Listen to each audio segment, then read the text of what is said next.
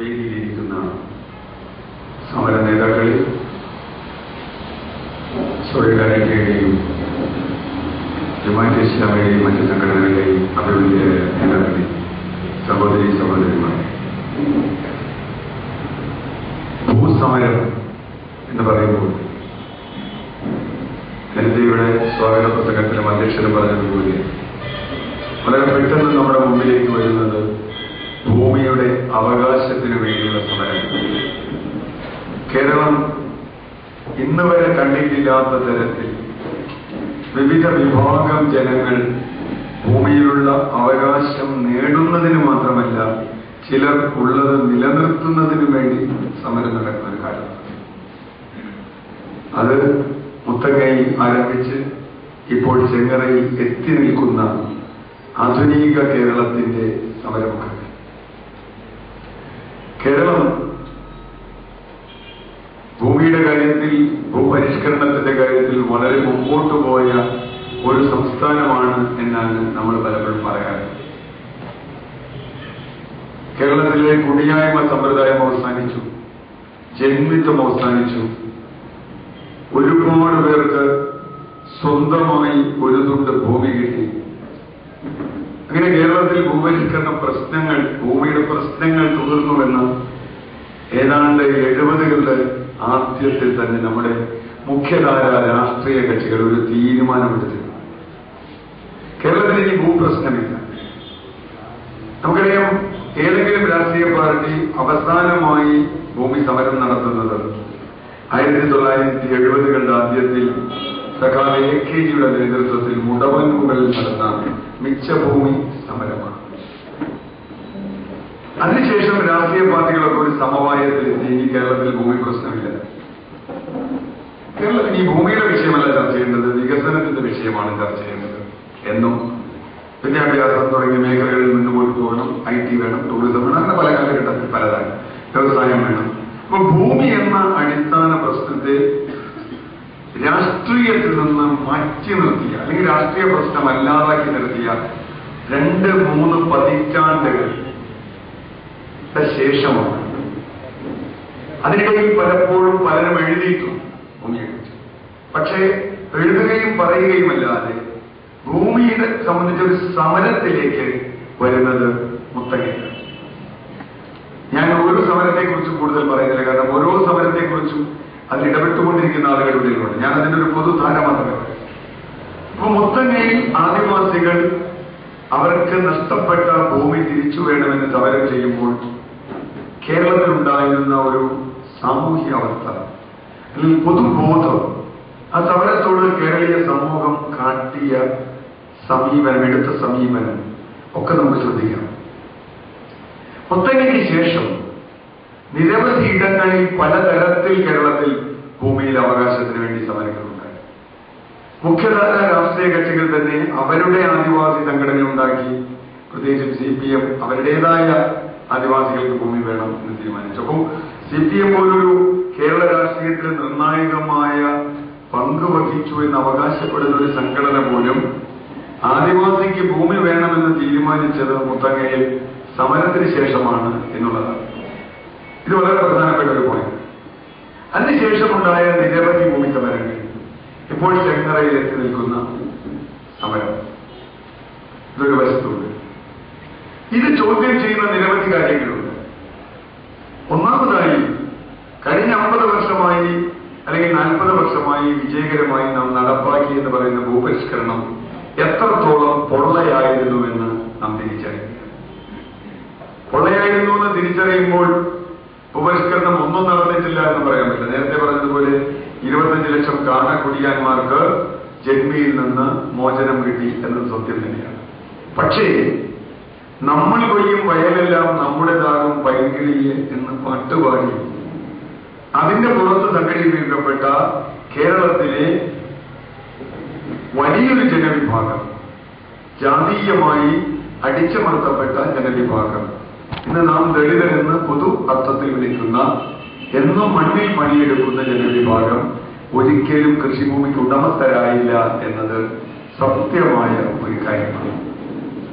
26,000-ലധികം കോളനികളിലും ലക്ഷം വീടുകളിലും തോട് പുറമ്പോക്കുകളിലുമായി ഈ ജനസമൂഹം ഇവിടെ ജീവിച്ചു. കൃഷി തുടങ്ങി സമൂഹത്തിന്റെ ഒരു വ്യാപാരത്തിലും ഒരു വ്യവഹാരത്തിലും ഇവർക്ക് കാര്യമായ പങ്കുണ്ടായില്ല. അങ്ങനെയാണ് ദളിതർക്ക് കേരളത്തിൽ എത്ര പെട്ടിക്കടയുണ്ട് എന്ന ചോദ്യം. പെട്ടിക്കട എന്ന് പറയുന്നത് സ്വർണ്ണക്കടയില്ല, തുണിക്കടയില്ല, ആശുപത്രിയില്ല, സ്കൂളില്ല. കേരളത്തിലെ മറ്റെല്ലാ സമുദായത്തിൽപ്പെട്ട ആളുകളും ഏതെങ്കിലും ഒരു തരത്തിൽ കേരളത്തിന്റെ വ്യവഹാരങ്ങളിൽ പങ്കെടുക്കുമ്പോൾ ഇവർ അത്തരം ഒരു വ്യവഹാരത്തിലില്ല. ഗൾഫിൽ പോയ എത്ര ദളിതരുണ്ടെന്ന് ചോദിക്കുമ്പോൾ അവിടെയും ഏതാണ്ട് പൂജ്യമാണ്. അങ്ങനെ നോക്കുമ്പോഴാണ് കേരളം നേടി എന്ന് പറയുന്ന കേരള വികസന മാതൃകയുടെ പുറമ്പോക്കുകളിലാണ് ഈ ദളിതർ ജീവിക്കുന്നത് എന്ന് തിരിച്ചറിയുന്നു. ഇതും കേരളീയ പൊതുസമൂഹം തിരിച്ചറിയില്ല. ആദിവാസിയുടെ കാര്യം എന്നതുപോലെ ആ വിഷയവും ഇപ്പോൾ കേരളീയ സമൂഹത്തിന് മുമ്പിൽ കൊണ്ടുവരുന്നത് മറ്റൊരു സമരമാണ്, ചെങ്ങറ സമരം. അതുകൊണ്ടാണ് ഈ അടുത്ത ദിവസം മുഖ്യമന്ത്രി പറഞ്ഞു, ചെങ്ങറയിൽ മുഖ്യമന്ത്രി പറഞ്ഞ ആലങ്കാരിക അഭിപ്രായങ്ങളോടൊന്നും പ്രതികരിക്കുന്നില്ല. അതൊക്കെ അദ്ദേഹത്തിന്റെ കലാപരമായ മേന്മ എന്ന് ഞാൻ കാണുന്നത്. അതുകൊണ്ട് പ്രശ്നം കേരളത്തിൽ ഭൂപരിഷ്കരണം, രണ്ടാം ഭൂപരിഷ്കരണം എന്നൊക്കെ ഇടയ്ക്ക് പറഞ്ഞ് പിന്നെ പാർട്ടിയെ പേടിച്ച് മിണ്ടാതായ മുഖ്യമന്ത്രി അദ്ദേഹം പറഞ്ഞ കാര്യങ്ങൾ എല്ലാം തന്നെ ഒറ്റയടിക്ക് വിഴുങ്ങിക്കൊണ്ടാണ് ഇപ്പൊ ചെങ്ങറയെ കുറിച്ച് ഇങ്ങനെ അഭിപ്രായം വരുന്നത്. കാരണം എന്താ? കേരളത്തിൽ വൻതോതിൽ ഭൂമി കേന്ദ്രീകരണം നടന്നിരിക്കുന്നു. ഒരുപാട് കുത്തകകൾ ഭൂമി കൈയടക്കി വെച്ചിരിക്കുന്നു. സർക്കാർ ഭൂമി കൈയടക്കി വെച്ചിരിക്കുന്നു. ആ ഭൂമി തിരിച്ചു പിടിച്ച് ഭൂരഹിതർക്ക് വിതരണം ചെയ്യും എന്ന് പറയുന്ന മുഖ്യമന്ത്രി. മറുവശത്ത് ചെങ്ങറ സമരത്തിൽ ഒരൊറ്റ കാര്യമേ ഞാൻ പറയുന്നുള്ളൂ, ബാക്കിയുള്ളവർ പറയും. ചെങ്ങറ സമരത്തിൽ ഒരൊറ്റ മുദ്രാവാക്യം, ഒരു കാര്യം ഒരു ചർച്ചയിൽ ഉന്നയിച്ചു. എന്താ? ചെങ്ങറയിൽ നിയമപ്രശ്നമുണ്ട്. ഈ എല്ലാ ഭൂമിയുമായി ബന്ധപ്പെട്ട നിയമങ്ങളുടെ വലിയ ശൃംഖലയുണ്ട്. അതിലൊന്നും ഞാൻ കിടക്കുന്നില്ല, ആരെങ്കിലും പങ്കെടുക്കുകയായിരിക്കും. ചെങ്ങറയിലെ ഭൂമി ഹാരിസന്റേതാണ്. ഹാരിസന്റെ ഭൂമിയിലാണ് ഇവർ കയ്യേറിയിരിക്കുന്നത് എന്നാണ് ചോദ്യം. തിരിച്ചൊരു ലളിതമായ ചോദ്യം, ചെങ്ങറയിൽ എത്ര ഭൂമിക്ക് ഹാരിസൺ അവകാശമുണ്ട്? കരാറനുസരിച്ച്, കരാർ തന്നെ ഉണ്ടായ കരാറാണ്, 1048 ഹെക്ടറാണ്. വളരെ ലളിതമാണ്. ചെങ്ങറയിലെ ഭൂമി ഒന്ന് അളക്കുക. 1048 ഹെക്ടർ ഭൂമിയെ ഉള്ളുവെങ്കിൽ വാദത്തിന് ഒരു നിയമത്തിന്റെ നൂലിന്റെ അർത്ഥമെങ്കിലുമുണ്ട്.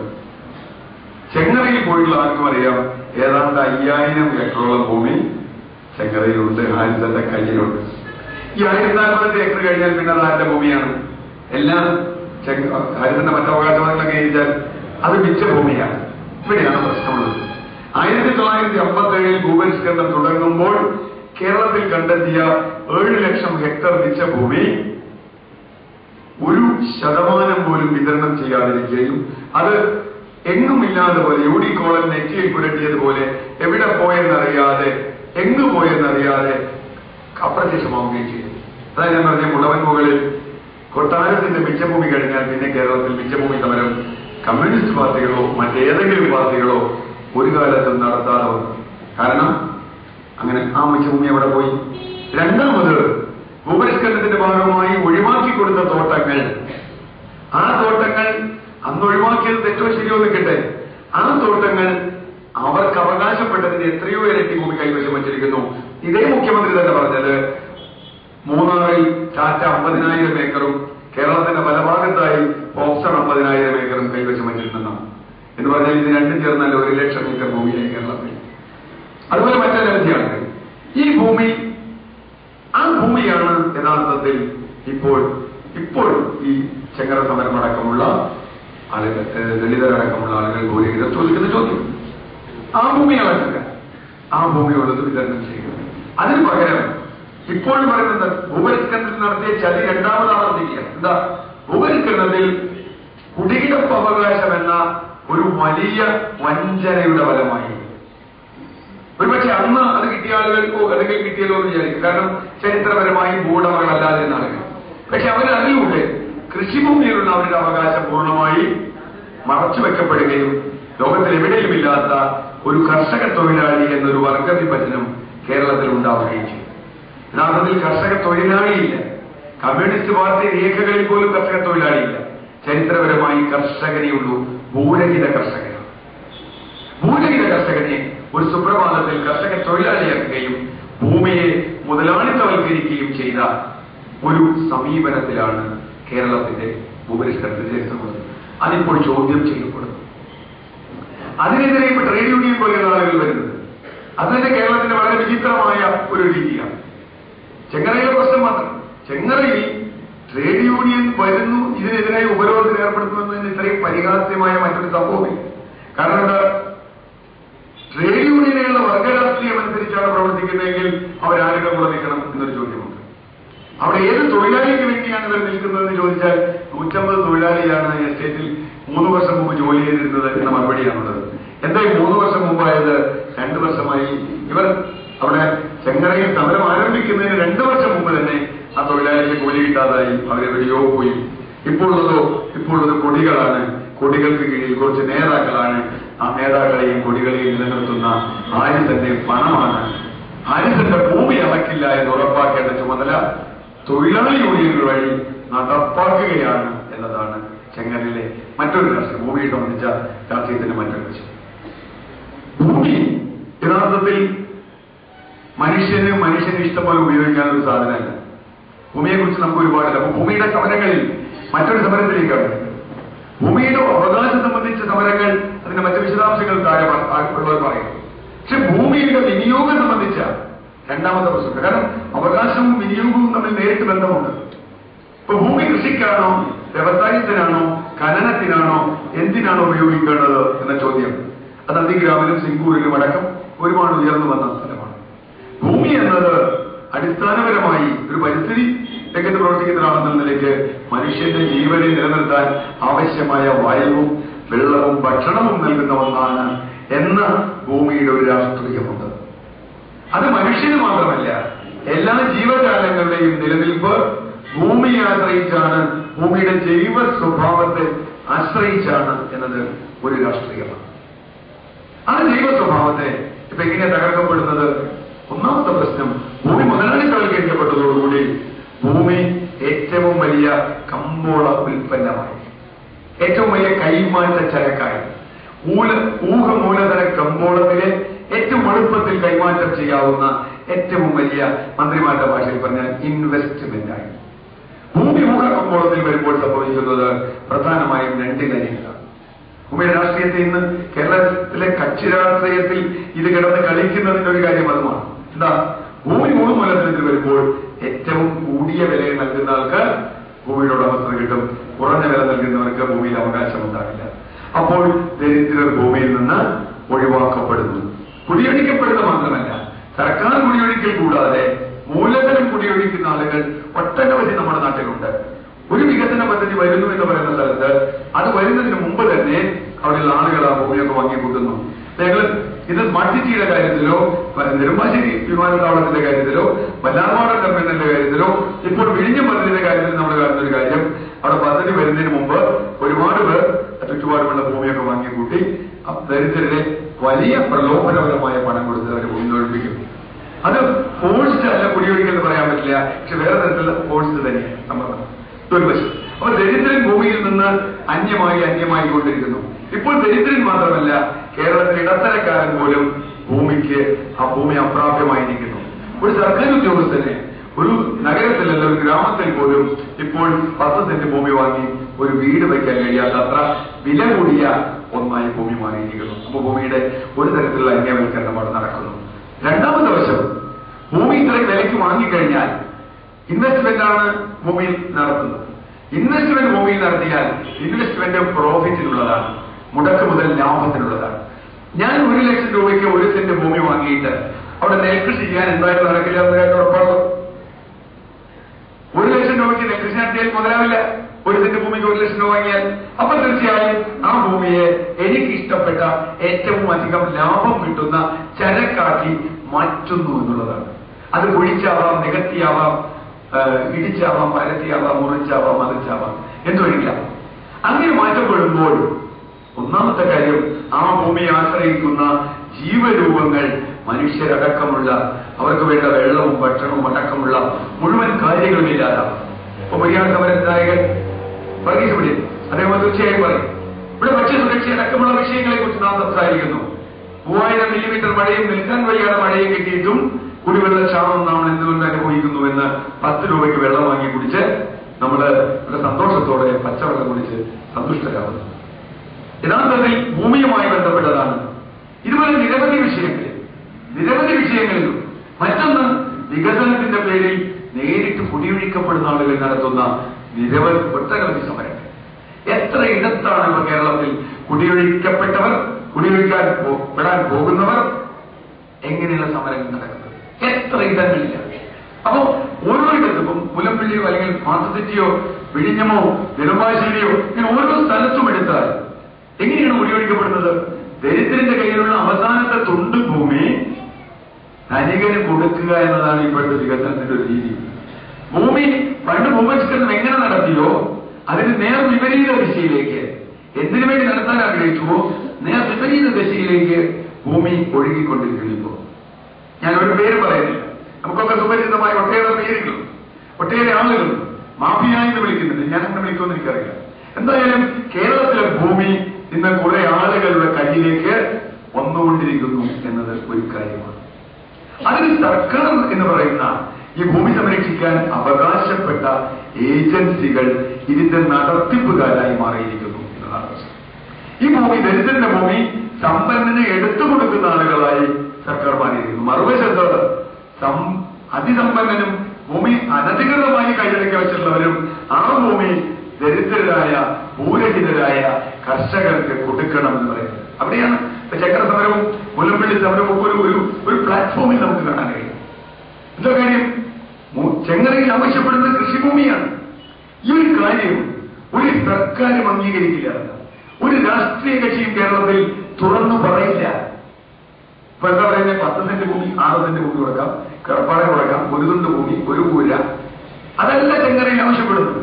കാരണം അത് അംഗീകരിച്ചാൽ കേരളം ഇതുവരെ തുടർന്നു പോകുന്ന, പ്രത്യേകിച്ചും ഇടതുപക്ഷം അവർ തുടർന്നു പോകുന്ന, വിശ്വസിപ്പിച്ചു പോകുന്ന ഭൂപരിഷ്കരണം അട്ടിമറിക്കപ്പെടുന്നത് മാത്രമല്ല, പുതിയ ഇടതുപക്ഷം ഇന്ന് കൊണ്ടുവരുന്ന വളരെ മുതലാളിത്തപരമായ മൂലധനാധിഷ്ഠിതമായ വികസനത്തിന്റെ അടിത്തറ കൂടി ഇളകുന്നതാണ്. അന്ന് മുതലുള്ള രാഷ്ട്രീയം ഇന്നെത്തി നിൽക്കുന്ന രാഷ്ട്രീയം തമ്മിൽ യോജിക്കുന്നത് ഈ രണ്ടുപേർക്കും യഥാർത്ഥത്തിൽ ഇങ്ങനൊരു സംഗതി ഇപ്പൊ ഉയർന്നു വന്നുകൂടാ.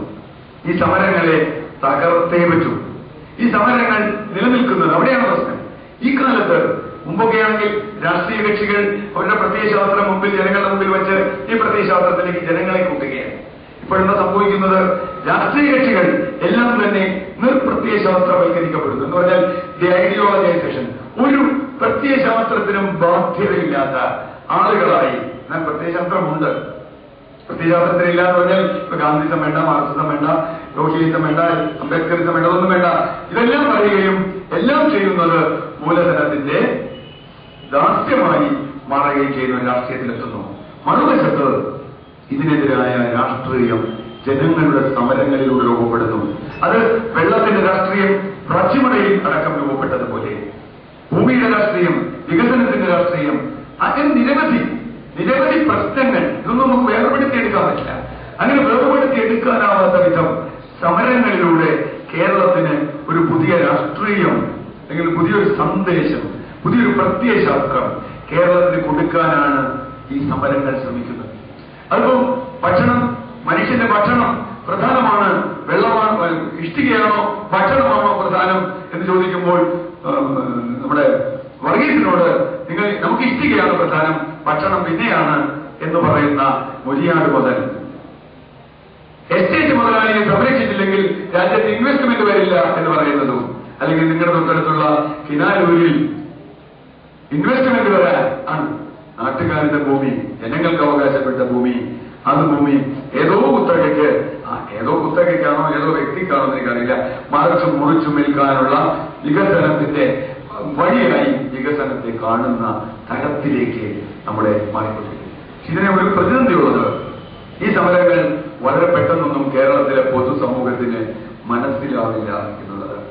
കാരണം കേരളത്തിലെ പൊതുസമൂഹം, ഞാൻ നിങ്ങൾ നടക്കുന്ന പ്രധാനമായും മധ്യവർഗ സമൂഹം ഇന്ന് മണ്ണുമായി ബന്ധമില്ലാത്തവരായി മാറിയിരിക്കുന്നു. മണ്ണ് മറന്നവരാണ്. മണ്ണ് മറക്കുകയും എല്ലാം കമ്പോളത്തിനെ ആശ്രയിച്ച് ജീവിക്കാമെന്ന് വിശ്വസിക്കുകയും ചെയ്തവരാണ്. IT ഉണ്ടായാലും ടൂറിസം ഉണ്ടായാലും ഭക്ഷണം ഉണ്ടാവണമെങ്കിൽ മണ്ണിലുണ്ടാവണമെന്ന കാര്യം മറന്നവരാണ്. വെള്ളം ഉണ്ടാകേണ്ടത് മലയിലൂടെ പാടകളിലൂടെയാണ് എന്ന്. ഒരേക്കർ പാടം നികത്തുമ്പോൾ 4 ലക്ഷം ലിറ്റർ വെള്ളമാണ് ഓരോ വർഷവും നമ്മുടെ ഭൂഗർഭജലത്തിന് നഷ്ടപ്പെട്ടുകൊണ്ടിരിക്കുന്നതെന്ന്. ഒരു ലേശം ഒരേക്കർ കാട് നശിച്ചാൽ എത്ര വെള്ളമാണ്, എത്ര ജൈവസമ്പത്താണ് നമുക്ക് നശിക്കുന്നതെന്ന് അറിയാതെ ഒരേക്കർ പാടം നികത്തിയാൽ 1 കോടി രൂപ കിട്ടും എന്ന് പറയുകയും, ഞാനതിന് തമാശ പറയാറുള്ളത്, നമുക്ക് വേണമെങ്കിൽ എന്റെ ശരീരത്തിൽ നോക്കി നിങ്ങൾക്ക് പറയാം എന്റെ കിഡ്നിക്ക് 4 ലക്ഷം, ലിവറിന് 3 ലക്ഷം എന്നൊക്കെ നമുക്ക് വേണ്ടി പറയാം.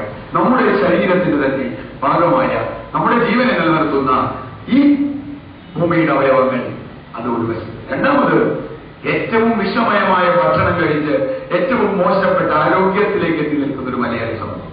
ഇത്രയും മോശപ്പെട്ട ആരോഗ്യം ഒരു സമൂഹത്തിനും ലോകത്തിലുണ്ടോ ഞാൻ കരുതുന്നില്ല. കാരണം അത്രയും വിഷം കഴിക്കുന്ന വേറെ ആരും ലോകത്തുണ്ടാവില്ല. ഏറ്റവും പ്രമേഹ രോഗികൾ, ക്യാൻസർ രോഗികൾ, ഇതെല്ലാം ഉണ്ട്. എന്നിട്ടും നമ്മുടെ പ്രശ്നം എന്താ? നമുക്ക് ഇപ്പോഴും നമ്മുടെ ഭക്ഷണം വേണമെന്നോ വെള്ളം വേണമെന്നോ ഉള്ള വിചാരമല്ല.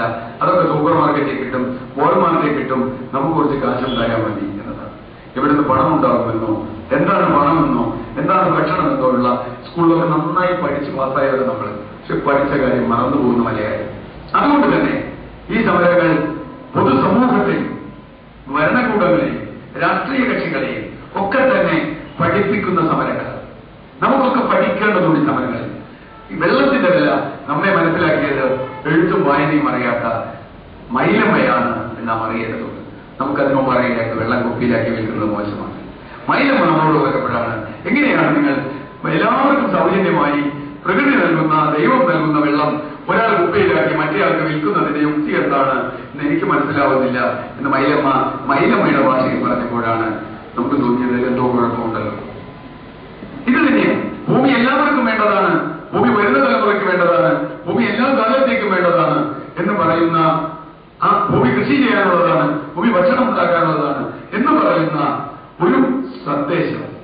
അത് രാഷ്ട്രീയ, അതാ ഞാൻ പറഞ്ഞേ, ഭൂമി സമരങ്ങളെ, ഭൂമിയുടെ അവകാശ സമരങ്ങൾ, ഭൂമിയുടെ നിലനിൽപ്പുമായി ബന്ധപ്പെട്ട സമരങ്ങൾ, അത് പാറവട്ടിക്കലോ അല്ലെങ്കിൽ കുളം നികത്തലോ ഒന്നിടിക്കലോ ക്വാറി ഉണ്ടാക്കലോ ഇങ്ങനെ നിരവധി, ഇതിനൊക്കെ നാം വികസനമായി കാണുകയും ആ വികസനം തെറ്റായ മൂലധനത്തിന് കടന്നു വരാനുള്ള, മണ്ണിൽ മാത്രമല്ല നമ്മുടെ മനസ്സിലും ശിരസിലും മൂലധനത്തിന്റെ ആധിപത്യം സ്ഥാപിക്കാനുള്ള വികസനമായി, അത്തരമൊരു രാഷ്ട്രീയമായി രൂപപ്പെടുന്ന ഒരു കാലഘട്ടത്തിൽ ഇന്ന് നമുക്ക് ആശ്രയിക്കാവുന്നത് ഭൂമി സമരങ്ങളെ, ജനകീയ സമരങ്ങളെ മാത്രമാണ്.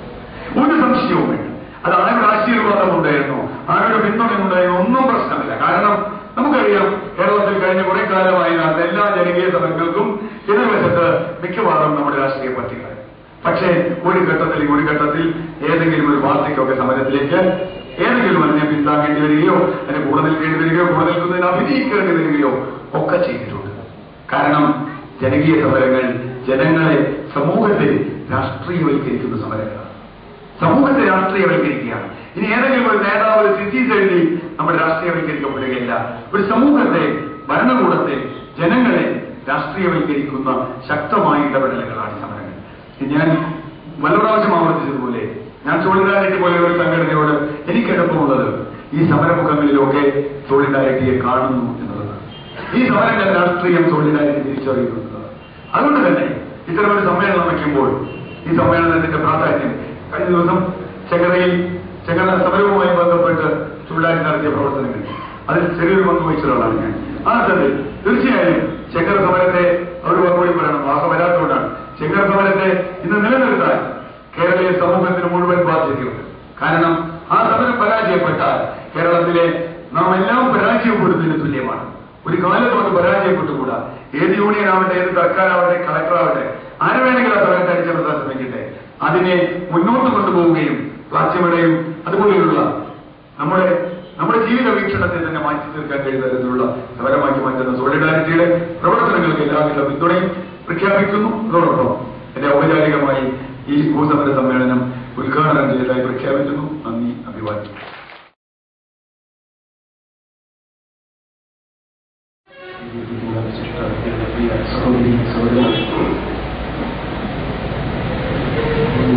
ബന്ധപ്പെട്ടുകൊണ്ട് ഒരു കാര്യം പോലെ ഭൂമിയുടെ പാരിസ്ഥിതിക പ്രശ്നങ്ങൾ, അതുപോലെ തന്നെ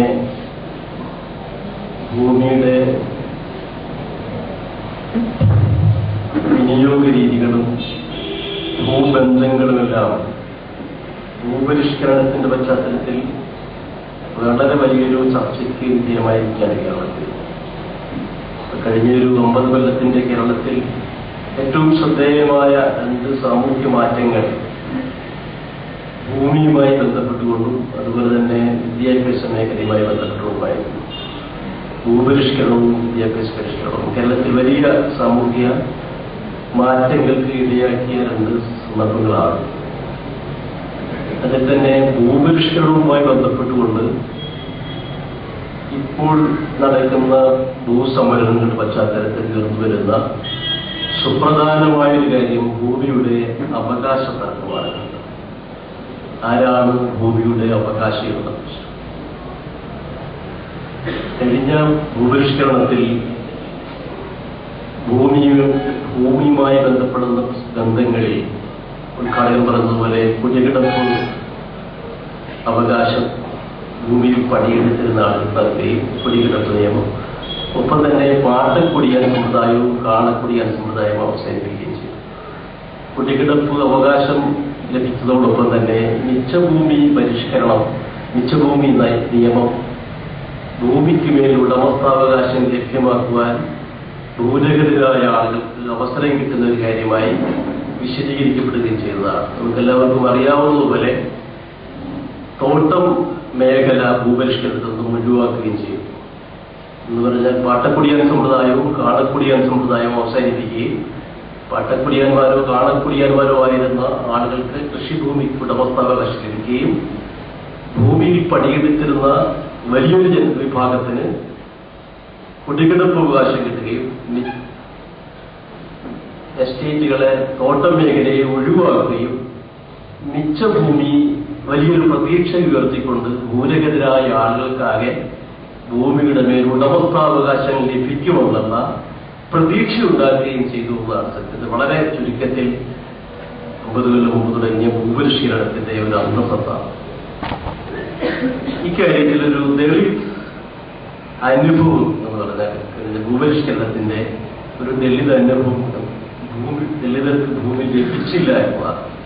കേരളത്തിലെ ദളിതർക്ക് ആദിവാസികൾക്ക് ഭൂമി ലഭിക്കാതെ പോയി എന്നുള്ളത് ഒരു അനുഭവമാണ്.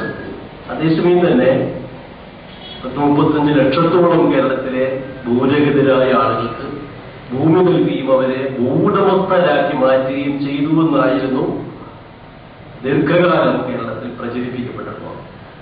ലക്ഷക്കണക്കിന് ആളുകളെ ഭൂവുടമസ്ഥരാക്കി മാറ്റി എന്ന് പ്രഖ്യാപിക്കുകയും തത്സമയം കിടപ്പാടം മാത്രം ലഭിക്കുകയും ചെയ്ത, കുടികിടപ്പ് അവകാശം മാത്രം ലഭിക്കുകയും ചെയ്ത ഒരു ദുരവസ്ഥയാണ് കേരളത്തിലെ ലക്ഷക്കണക്കിന് വരുന്ന തെറ്റിദ്ധരുടെ അനുഭവം.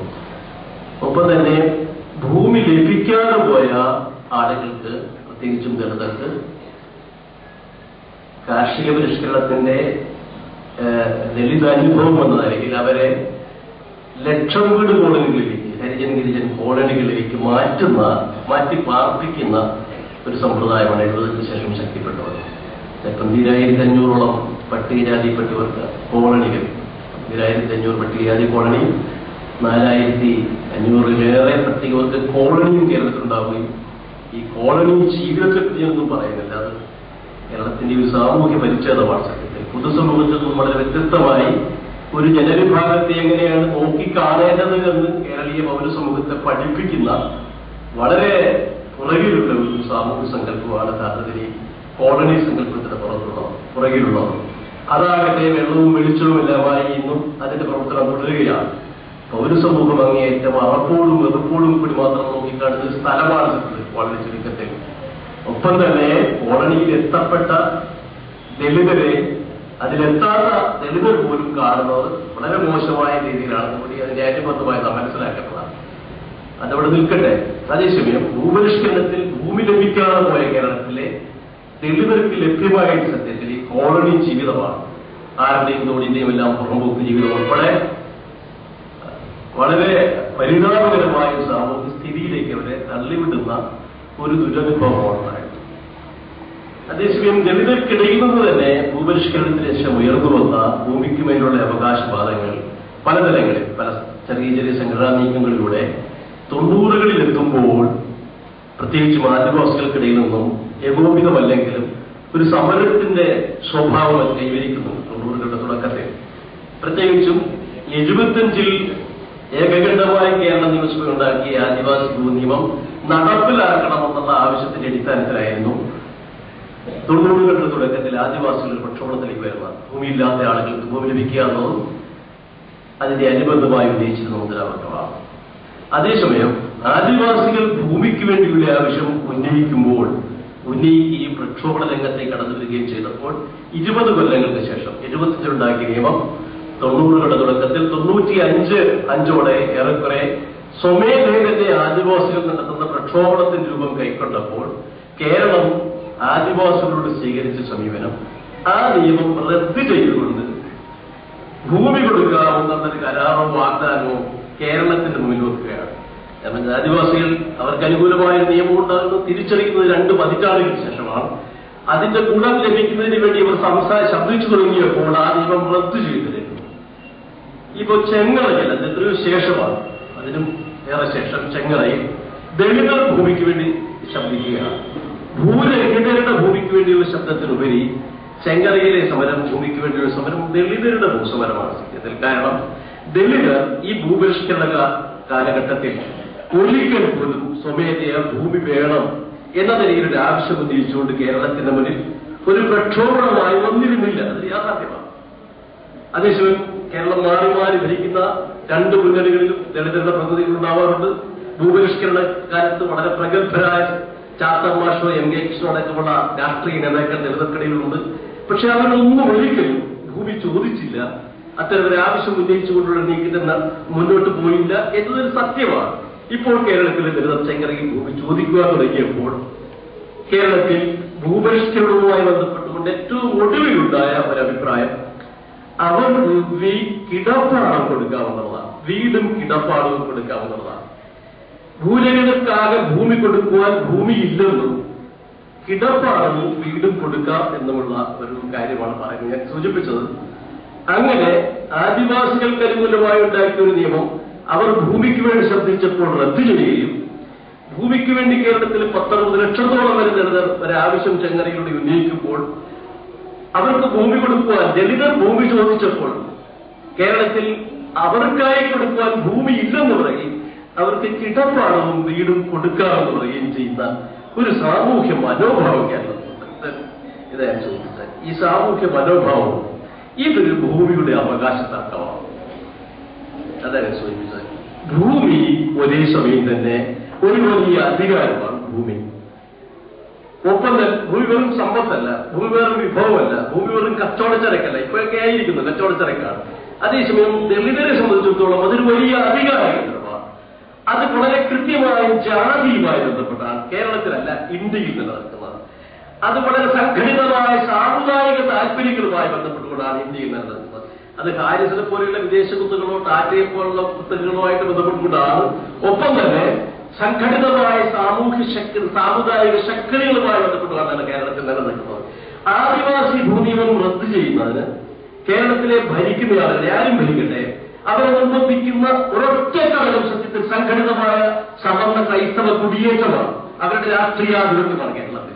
അവരുടെ രാഷ്ട്രീയ താല്പര്യങ്ങൾ ഒന്നുകൊണ്ട് മാത്രമാണ് ആദിവാസി ഭൂനിയമം റദ്ദു ചെയ്യേണ്ടി വന്നത്. 1957 EMS മിനിസ്റ്റർ, ഞാൻ പറഞ്ഞ ഒരു ഭൂപരിഷ്കരണം നടപ്പിലാക്കുന്ന ആദ്യത്തെ ഒരു സർക്കാർ എന്ന നിലയിലാണ്. ആ സർക്കാരിന്റെ പരാജയം സത്യത്തിൽ ആ ഗവൺമെന്റ് അട്ടിമറിക്കപ്പെടുന്നത് ഭൂപരിഷ്കരണ നിയമവും വിദ്യാഭ്യാസ പരിഷ്കരണ നിയമവും മുഖ്യമായും മുന്നോട്ട് വെച്ചുകൊണ്ടാണ്. ഞാൻ വിചാരിക്കുന്നത് അങ്ങനെയാണ്.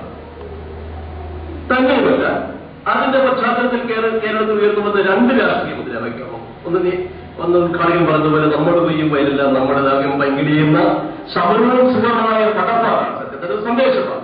കൊല്ലുകയും വിതയ്ക്കുകയും എല്ലാം ചെയ്യുന്ന പാടശേഖരങ്ങൾ പറമ്പുകളെല്ലാം പണിയെടുക്കുകയും വിയർപ്പു ചൊരിയുകയും എല്ലാം ചെയ്യുന്ന ആളുകളുടെ കൈവശമാകുമുള്ള ഒരു വലിയ സ്വപ്നമാണ് നമ്മൾ കൊയ്യും വയലില്ല നമ്മുടെ ദാവ്യം പങ്കിടിയെന്നത്.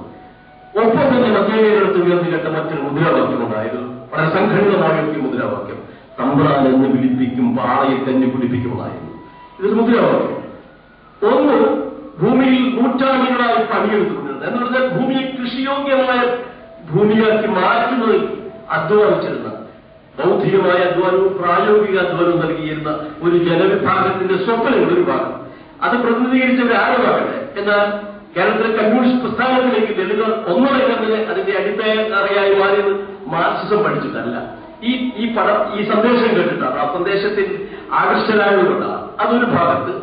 മറുഭാഗത്ത് കേരളത്തിലെ സവർണ വിഭാഗങ്ങൾ, അതിന്റെ പ്രത്യേകിച്ചും ക്രൈസ്തവ പുരോഗത്വവും നായർ മേധാവിത്വവും ഉയർത്തിയ വളരെ സംഘടിതമായ രാഷ്ട്രീയ മുദ്രാവാക്യം തമ്പ്രാനെന്ന് വിളിപ്പിക്കും പാളയക്കഞ്ഞി വിളിപ്പിക്കുന്നത്.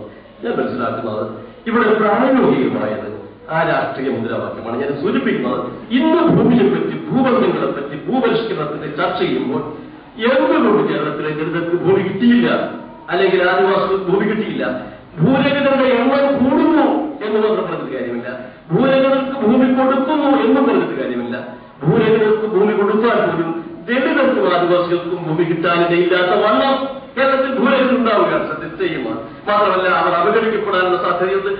അജ്ഞാതയാണ്, അത് രാഷ്ട്രീയമാണ്. സത്യത്തിൽ കേരളത്തിൽ നിലനിൽക്കുന്ന അധികാരത്തിന്റെ സ്വഭാവം ആ നിലയിലുള്ളതാണ്. സത്യത്തിൽ ഭൂപരിഷ്കരണവുമായി ബന്ധപ്പെട്ടുകൊണ്ട് ഞാൻ സൂചിപ്പിച്ചത് സംഘടിതമായി രാഷ്ട്രീയ നീക്കങ്ങൾ മിച്ചഭൂമി നയത്തെ എങ്ങനെയാണ് അട്ടിമറിച്ചത് എന്ന കാര്യത്തിൽ നാം ഉത്തരം കണ്ടെത്തേണ്ടതുണ്ട്.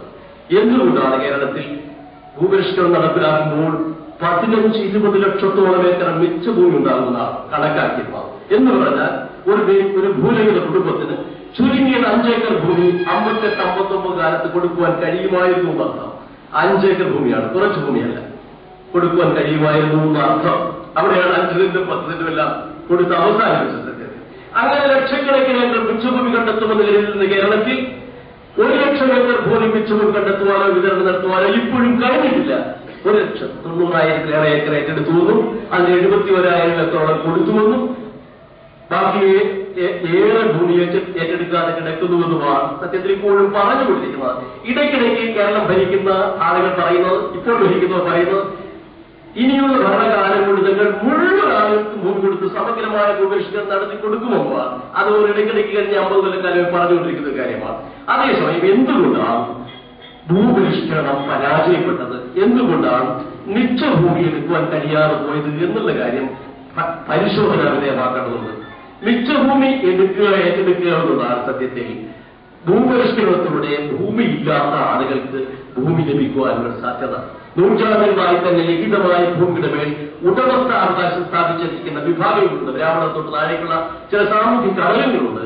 ആ ഘടകങ്ങളുടെ കയ്യിൽ നിന്നും ഭൂമിക്ക് പരിധി നിശ്ചയിച്ച് ബാക്കി ഭൂമി ഏറ്റെടുക്കുക എന്നുള്ളതാണ്. ഭൂപരിഷ്കരണം നടക്കുമ്പോൾ ഇപ്പൊ മധ്യ കേരളത്തിലാണെങ്കിൽ പാറായി, തരകരും, മക്കത്ത്, പട്ടരുമെല്ലാം അടങ്ങുന്ന ചെങ്ങന്നൂർ ദേശായി, ഇപ്പൊ വടക്ക് കണ്ണൂരിൽ കൊയ്പ്പത്തോട് മുഹമ്മദ് കുട്ടി തുടങ്ങുന്ന ചില ആളുകൾ, ഇങ്ങനെ കേരളത്തിൽ എവിടെയും ഭൂവുടമകളുടേതായ ഒരു വലിയ ഗ്രൂപ്പുണ്ടായിരുന്നു സത്യത്തിൽ കേരളത്തിൽ. അത് ചിലരാകട്ടെ സംഘടിതമായ സാമൂഹ്യ ഘടകങ്ങളാണ്. പാറായി, തരകരും, മങ്കൊമ്പിൽ, പട്ടരുമെല്ലാം അടങ്ങുന്ന വിഭാഗങ്ങൾ സാമൂഹ്യ വിഭാഗങ്ങളാണ്. അവരുടെ കുത്തകയാണ് ഭൂമിക്ക് മേലുള്ള അധികാരമെന്ന് പറയുന്നത്. ആ വ്യക്തികളുടെ ഭൂമി എടുക്കുമ്പോൾ സത്യത്തിൽ ആ വിഭാഗങ്ങളെ സ്പർശിക്കുന്നുണ്ട്, ആ സാമൂഹ്യ ഘടകങ്ങളെ സ്പർശിക്കുന്നുണ്ട്. നാം മനസ്സിലാക്കേണ്ട കാര്യം, അത്തരം ചില വ്യക്തികളിൽ നിന്നും ഭൂമി എടുത്തിട്ട് ആ വിഭാഗങ്ങളിൽപ്പെടുന്ന ആളുകൾക്ക് മാത്രമേ കൊടുത്തുള്ളൂ എന്നുള്ളതാണ്. ആ വ്യക്തികൾക്കുണ്ടായ നഷ്ടം അവരുടെ സമുദായത്തിലുണ്ടായില്ല എന്നതാണ് അതിന്റെ മറുവശം. വ്യക്തികൾ നിൽക്കുകയും അതേ വിഭാഗത്തിൽപ്പെടുന്ന ആളുകൾക്ക് കൊടുക്കുകയും അത് ദളിതോളം എത്തുമ്പോൾ അവർക്ക് കൊടുക്കാതിരിക്കുകയും ചെയ്തു. 70,000 വിഭാഗങ്ങൾ കിട്ടുമ്പോൾ ദളിതോളം എത്തുമ്പോൾ അവർക്ക് കൊടുക്കാതിരിക്കുകയും ചെയ്തു. ഇത് എന്നത് വളരെ ആസൂത്രിതമായും ബോധപൂർവമായും ചെയ്യുന്ന ഒരു കാര്യമാണ്. ഈ ശ്രമത്തിന്റെ ഭാഗമായി കേരളത്തിലെ ഭൂമിയുടെ ജാതി ബന്ധങ്ങൾ, ഭൂമിയുടെ സാമുദായിക ബന്ധങ്ങൾ, അതുമായി ബന്ധപ്പെടുന്ന രാഷ്ട്രീയ ബന്ധങ്ങളെല്ലാം പരിശോധന വിധേയമാക്കേണ്ടതാണ്. ഇപ്പൊ ഞങ്ങൾക്ക് പട്ടികജാതിക്കാർക്ക് വീടും അതുപോലെ കുടികളുപ്പകാശം നടന്നിടത്ത് വീട് തരാമെന്ന് പറയുന്ന കേരളത്തിലെ ഭരണാധികാരികൾ, പ്രത്യേകിച്ചും ഡോക്ടർ തോമസ് ഐസക്കാണ്. അദ്ദേഹം അടുത്തിടയ്ക്ക് ഒരു പുസ്തക എഴുതിയിൽ നടത്തുന്ന ഒരു പരിശോധനയുണ്ട് കേരളത്തിൽ. അതിൽ 58-ന് ശേഷം കേരളത്തിലെ ക്രൈസ്തവ മേഖലകളിൽ കമ്മ്യൂണിസ്റ്റ് പ്രസ്ഥാനത്തിലേക്കുള്ള ക്രൈസ്തവരുടെ ഒഴുക്ക് പകുതിയായി കുറഞ്ഞു എന്നാണ് വിലയിരുത്തുന്നത്. ഈ ക്രൈസ്തവ മേഖലയിൽ നിന്നും മധ്യ കേരളത്തിലും. ഒപ്പം തന്നെ ക്രൈസ്തവർക്കിടയിൽ നിന്നും വോട്ടിന്റെ ശതമാനവും കുറഞ്ഞു എന്നാണ് 58-68 കാലത്ത്. ഇത് അധികാരത്തിന് വേണ്ടി മത്സരിക്കുന്ന ഒരു രാഷ്ട്രീയ പാർട്ടിയെ സംബന്ധിച്ചിടത്തോളം അല്ലെങ്കിൽ ഒരു പക്ഷത്തെ സംബന്ധിച്ചിടത്തോളം ഇത് നിർണായകമാണ്.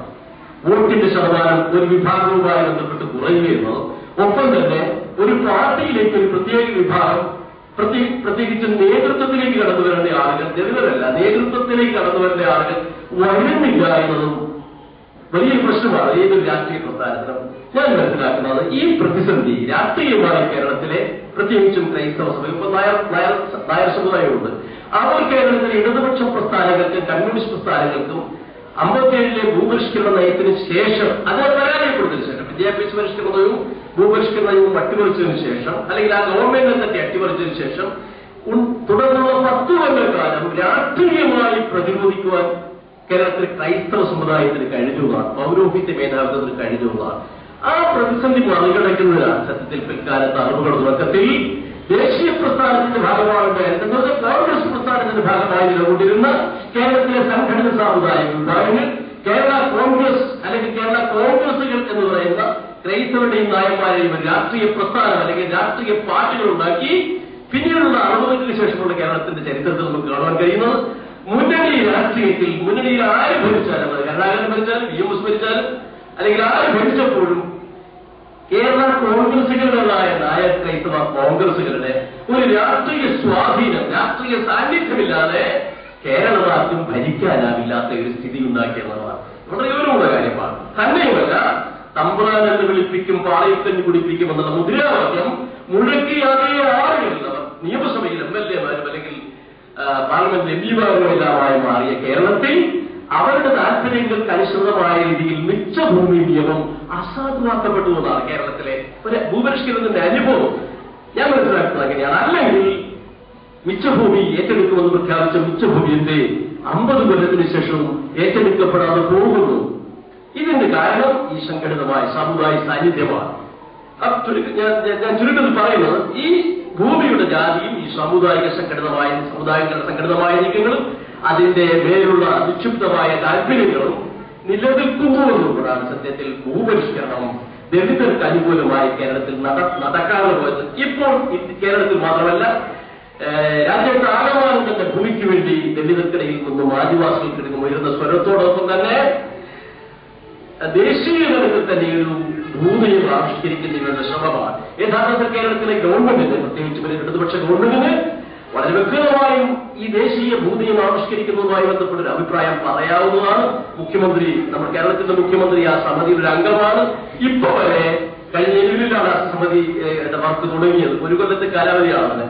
ഇപ്പൊ വരെ കേരളത്തിലെ ഗവൺമെന്റിന്റെ അഭിപ്രായം നമുക്കറിയില്ല. ഭൂപരിഷ്കരണത്തിൽ കേരളം ഇന്ത്യയുടെ മുന്നിൽ വെക്കുന്ന ഒരു നയമെന്നാണ്, ഒരു കാര്യം തർക്കമില്ലാത്തതാണ്. സമഗ്രമായി ഇവർ നടത്തി എന്ന് പറയുന്ന ഭൂപരിഷ്കരണം രാജ്യത്ത് നടപ്പിലാക്കിയാൽ ദളിതർക്കോ ആദിവാസികൾക്കോ ദരിദ്രരായ മുസ്ലിങ്ങളെ പോലുള്ള മറ്റു വിഭാഗങ്ങൾക്കോ, ഇന്ത്യയിലെ മുസ്ലിങ്ങൾ ദരിദ്രരാണ്, സത്യത്തിൽ ഭൂരഹിതരാണ്, ബഹുഭൂരിപക്ഷം, അതുപോലെയുള്ള വിഭാഗങ്ങൾക്കോ ഭൂമി ലഭിക്കില്ല എന്നതൊരു യാഥാർത്ഥ്യമാണ്. കേരളത്തിലെ ഭൂപരിഷ്കരണം രാജ്യത്തിന്റെ മുന്നിൽ മാതൃകയാക്കാൻ സാധ്യതയുണ്ട്. കാരണം ലോകത്തിന്റെ മുന്നിൽ കേരളം മാതൃകയാണെന്നാണ് പറയുന്നത് ചില കാര്യങ്ങളിൽ. അതിലൊന്നാണ് ഭൂപരിഷ്കരണം. അപ്പൊ അത് രാജ്യത്തിന്റെ മുന്നിൽ മാതൃകയാക്കിയാൽ ഇന്ത്യയിലെ, ഞാൻ ദളിതരുടെ കാര്യമാണ് പറയുന്നത്, 4 ലോകത്തോളം വരുന്ന ദളിതർക്ക് ഭൂമിക്ക് മേലുള്ള ഉടമസ്ഥാവകാശം ഇല്ലാതാകുമെന്ന് പറഞ്ഞാൽ അതാര് ഭരിച്ചാലും, അത് മായാവി ഭരിച്ചാലും ഇല്ലാതാകുമെന്ന് പറഞ്ഞാൽ ബ്രാഹ്മണർക്കും ഠാക്കൂർമാർക്കും വേണ്ടി ഭരിക്കുന്ന ഭാരതം എന്നാണ് അതിന്റെ അർത്ഥം. സത്യത്തിൽ ഇത് മാറ്റുന്ന തരത്തിൽ, ഞാൻ പറയുന്നത് നമ്മുടെ ചൂണ്ടാറ്റുപോലുള്ള സംഘടനകൾ നടത്തുന്ന ഇത്തരം നീക്കങ്ങൾ, ഇത് മാറ്റുന്ന തരത്തിൽ രാജ്യത്തിന്റെ മുന്നിൽ ദളിതർക്കും ആദിവാസികൾക്കും ഭൂമി നൽകണം എന്നൊരു നിലപാട് കണ്ടുകൊണ്ട്, ഒപ്പം തന്നെ ദളിതർക്കും ആദിവാസികൾക്കും ഭൂമി നൽകണമെന്നുള്ള സ്വരമാണ് രാജ്യത്ത് ഉയരാതിരുന്നത്. മറിച്ച് കർഷക തൊഴിലാളികൾക്കും ദളിതർക്കുമാണ് ഭൂമി നൽകേണ്ടതെന്ന് പറഞ്ഞാൽ പ്രശ്നമുണ്ട്. അത് തെറ്റിദ്ധാരണാജനകമായ കാര്യമാണ്. അതിൽ ദളിതരും ആദിവാസികളും ഉൾപ്പെടുന്നില്ല. സത്യത്തിൽ ഉൾപ്പെടുന്നുണ്ടെങ്കിൽ തന്നെ മറ്റ് ദളിതർക്ക് അല്ലെങ്കിൽ മറ്റ് കർഷക തൊഴിലാളികൾക്ക് ഇവരെക്കാൾ അപ്പുറത്തേക്ക് പോകുവാനും അപ്പുറത്തെ സാധ്യതകൾ നേടുവാനുമുള്ള ജാതി ബന്ധങ്ങളുടെ സാധ്യത ഇന്ത്യയിൽ നിലനിൽക്കുന്നുണ്ട്. അതുകൊണ്ട് വളരെ കൃത്യമായും ശക്തമായും ഇന്ത്യയിൽ ഭൂമിക്ക് വേണ്ടിയുള്ള സ്വരം നാം ഉയർത്തുമ്പോൾ ഓർക്കേണ്ട ഒരു കാര്യം, ദളിതർക്കും ആദിവാസികൾക്കും ഭൂമി നൽകാവുന്ന തരത്തിലുള്ള ഒരു ക്രമീകരണമാണ് ദേശീയ തലത്തിൽ ഭൂനയമായി വേണ്ടത്. മറ്റു ദളിതർക്ക് ഭൂമി നൽകണം, ഭൂമി ഇല്ലാത്ത ആളുകൾ നൽകണം. ഞാനീ പറയുന്നത് ഭൂമി കിട്ടി ഭൂമിയിലൂടെ തന്നെ നമ്മളെല്ലാവരും രക്ഷപ്പെടുന്ന തരത്തിലല്ല. പക്ഷെ ഒരു നിയമം രാജ്യത്ത് ആവിഷ്കരിക്കേണ്ടതുണ്ട്. 37 തൊട്ട് 36, 37 കോൺഗ്രസ് പ്രസ്ഥാനത്തിന്റെ അജണ്ടയിലൊരു കാര്യമാണ്. ഉന്നപ്പർ വയനാടക്കമുള്ള സമരമുഖങ്ങളിൽ കേരളത്തിലെ ഇടതുപക്ഷ പ്രസ്ഥാനങ്ങൾ പ്രത്യേകിച്ചും ഈ മുദ്രാവാക്യം ഉയർത്തിയിരുന്നു. ഈ മുദ്രാവാക്യങ്ങൾ കേരളത്തിലെങ്കിലും പ്രായോഗികമായതിന്റെ ന്യൂനത എന്ന് വളരെ കൃത്യമായി തിരിച്ചെടുത്തുകൊണ്ട് അത് പരിഹരിച്ചെടുക്കുന്നത്. ഇപ്പൊ യുപിയിൽ മായാവതി ഭരിക്കുന്നു, ദളിതാണ് ഭരിക്കുന്നത്, പക്ഷെ ഭൂനയമില്ല. ഭൂമി കൊടുത്തുകൊടുക്കുന്നതാണ് പറയുന്നത്. അതുപോലെ രാജ്യത്ത് ഭൂനയമാണ് ആവിഷ്കരിക്കേണ്ടത്, ഭൂനിയമം ഉണ്ടാവേണ്ടതുണ്ട്. അങ്ങനെ ഭൂനിയമം ഉണ്ടാവുകയാണെങ്കിൽ ദളിതർക്ക് ആദിവാസികൾക്ക് ഭൂമി നൽകും എന്ന് പറയും. ഇത് ഭൂനിയമമുണ്ടായാൽ അത് മറ്റ് ദരിദ്രരായ ഭൂമിയില്ലാത്ത ആളുകൾക്കും ഭൂമി ലഭിക്കുന്നതിന് സഹായകരമായി തീരും എന്നത് തർക്കമറ്റ കാര്യമാണ്. അത്തരത്തിലുള്ളൊരു ഭൂനയത്തിന്റെ ആവിഷ്കരണത്തിന് രണ്ടാം ഭൂപരിഷ്കരണം ചർച്ച ചെയ്യുമ്പോൾ അത്തരത്തിലുള്ള ഭൂനയത്തിന്റെ ആവിഷ്കാരത്തിന് വേണ്ടി രാജ്യത്തിനുള്ള സാധ്യത ഇപ്പോൾ ഒരർത്ഥത്തിൽ നിലനിൽക്കുന്നുണ്ട്. ഉള്ള ശബ്ദമായിരിക്കണം നമുക്കിടയിൽ നിന്നും സംഘടിതമായി ഉയർന്നു വരേണ്ടത്. ഈ സമ്മേളനത്തിൽ പങ്കെടുക്കുവാൻ അവസരം ലഭിച്ചതിൽ ഞാൻ അങ്ങേയറ്റം സന്തോഷിക്കുന്നു. അഭിവാദനങ്ങൾ.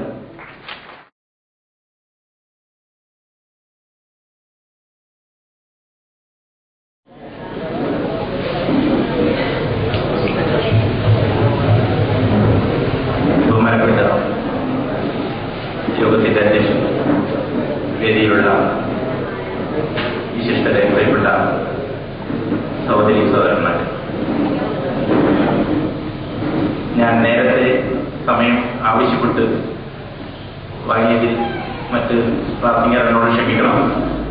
കാരണം കണ്ണൂരിൽ തിരിച്ചു പോകേണ്ടെന്നൊരവസ്ഥയിലുണ്ട്. കഴിഞ്ഞ ഓഗസ്റ്റ് 3-ന് 2007 ഓഗസ്റ്റ് 3-ന് ആരംഭിച്ച ചങ്ങറ സമരത്തിന്റെ തുടക്കം മുതൽ ആ സമര പ്രവർത്തനങ്ങളിൽ സജീവമായി ഇടപെട്ട ഒരാളെന്ന രീതിയിലും കണ്ണൂർ ജില്ലയിലെ ആറളത്തും ആലക്കോടും 99-ൽ തുടങ്ങി വെച്ച സമരം, ആദിവാസികളുടെ ഭൂസമരം ഇപ്പോഴും തുറന്നുകൊണ്ടിരിക്കുന്ന ആ പ്രവർത്തനത്തിന് നേതൃത്വം നൽകുന്ന ഒരാളെന്ന രീതിയിലും CPM പ്രത്യേകിച്ചും മുഖ്യമന്ത്രി അച്യുതാനന്ദൻ പ്രതിപക്ഷ നേതാവായിരിക്കുമ്പോൾ പാർട്ടിയുടെ പോഷക സംഘടനകൾ ഉണ്ടാക്കിക്കൊണ്ട് കേരളത്തിലെ വിവിധ ജില്ലകളിൽ അത് AKSന്റെ പേരിലായത് ആദിവാസി ക്ഷേമ സമിതി എന്ന CPMന്റെ പോഷക സംഘടന ആണ് ആദിവാസി AKS. ഇവിടെ ഞങ്ങളുടെ സ്വന്തം ജില്ലയായ കോഴിക്കോട് ജില്ലയിലുള്ള അമ്പായത്തോടിൽ KSQTVന്റെ നേതൃത്വത്തിൽ തുടങ്ങിയ സമരമായിരുന്നു. മുത്തങ്ങയ്ക്ക് ശേഷം കേരളത്തിൽ സംഭവിച്ച ഒരു കാര്യം, നേരത്തെ മുതൽ സലീം സാറൊക്കെ 90-കൾ തൊട്ട് വളരെ സജീവമായി ആദിവാസി പ്രശ്നങ്ങളിൽ ഇടപെടുകയും ഞാനൊക്കെ ഒരു 96 തൊട്ടാണ് ആദിവാസി മേഖലയിൽ പ്രവർത്തിക്കുന്നത്. അപ്പോഴൊക്കെ ഉണ്ടായിരുന്നത് കേരളത്തിൽ ചെറുതും വലുതുമായ നിരവധി ആദിവാസി പ്രസ്ഥാനങ്ങൾ, കോളനികളുടെ കേന്ദ്രീകരിച്ച് പ്രവർത്തിക്കുന്നതാവട്ടെ, താലൂക്കുകൾ കേന്ദ്രീകരിച്ച് പ്രവർത്തിക്കുന്നതാവട്ടെ, ജില്ലകൾ കേന്ദ്രീകരിച്ച് പ്രവർത്തിക്കുന്നതാവട്ടെ, ഇത്തരം ചെറു സംഘങ്ങൾ സമൂഹത്തിലെ വിവിധ പ്രശ്നങ്ങൾ ഇടപെട്ടിരുന്നു.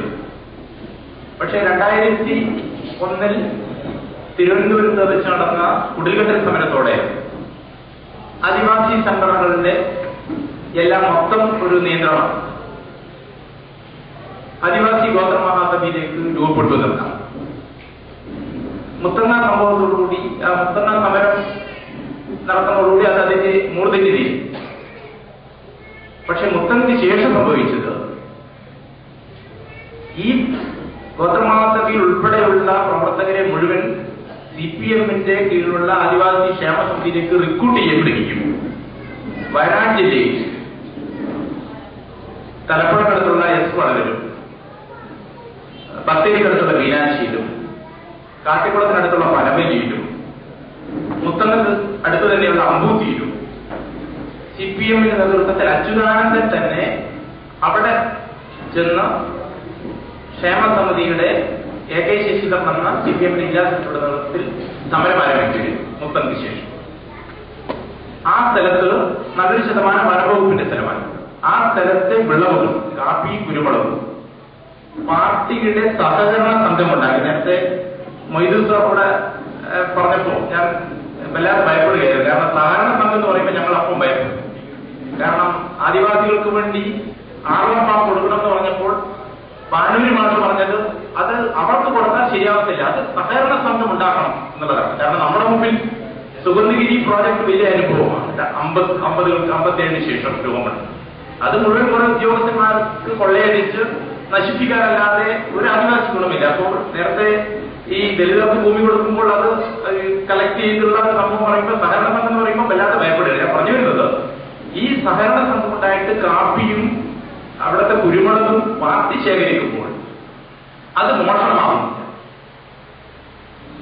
ആലക്കോട് എസ്റ്റേറ്റിൽ ഇപ്പോൾ കഴിഞ്ഞ ഒക്ടോബർ 5-ാം തീയതി കണ്ണൂരിൽ വെച്ച് 251 ആദിവാസി കുടുംബങ്ങൾക്ക് പട്ടയം കൊടുത്തു. 2007 ജനുവരി മാസം 17-ാം തീയതി CPM-ന്റെ നേതൃത്വത്തിൽ ആ ഭൂമിയിൽ കയ്യേറി അവിടുത്തെ റബ്ബർ മുഴുവൻ വെട്ടിയെടുത്ത് കൃത്യമായി ആഴ്ചതോറും വിഹിതം കൊടുത്ത് അത് നശിപ്പിച്ചപ്പോൾ മോഷണമല്ല, നെല്ലിയാനദിയിൽ അവിടെ ഭഗവതി മുപ്പന്റെ നേതൃത്വത്തിലാണ് കയ്യേറിയതെങ്കിലും പിന്നീട് ആ സമരം CPM ഏറ്റെടുത്തു. ഇദ്ദേഹം പ്രതിപക്ഷ നേതാവായിരിക്കും. അവിടെ ഓറഞ്ച് ശേഖരിക്കുന്നതിൽ പാർട്ടിക്ക് മോഷണമല്ല.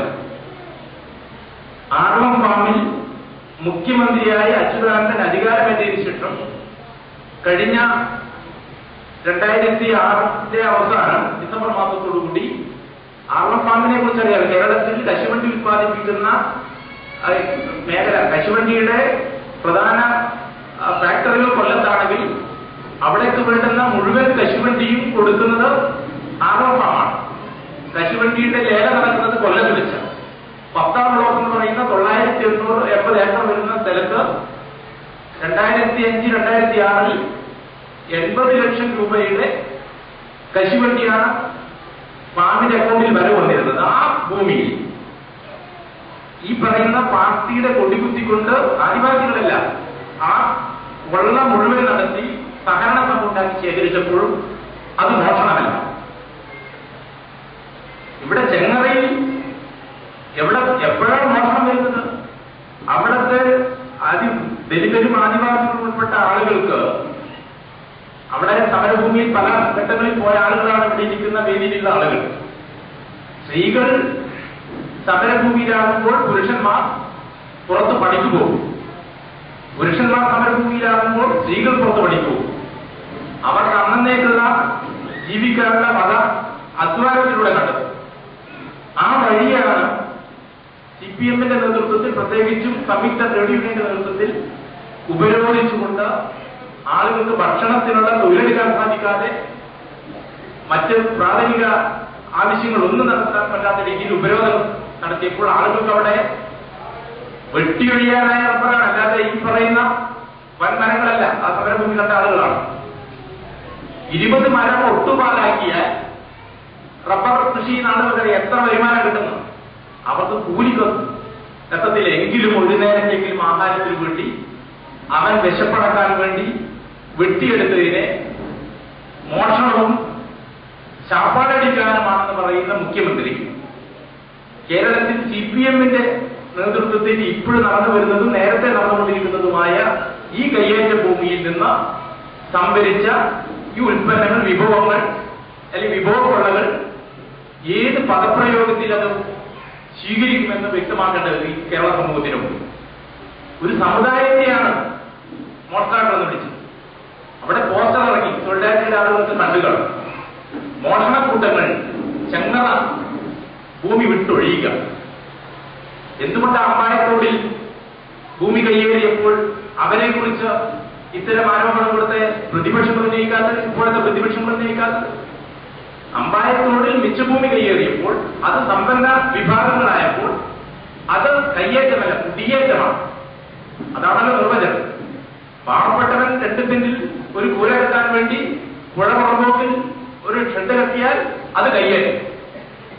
മറിച്ച് 10-15 ഏക്കറും ഇവിടുത്തെ വനഭൂമിയും എല്ലാം വെട്ടിയെടുത്ത് അവിടെ ഇവൻ വലിയ തോട്ടങ്ങൾ ഉണ്ടാക്കുകയും കെട്ടിടങ്ങൾ ഉണ്ടാക്കുകയും പള്ളി പണിയുകയും വിദ്യാഭ്യാസ സ്ഥാപനങ്ങൾ ഉണ്ടാക്കുകയും ചെയ്താൽ അത് കുടിയേറ്റും.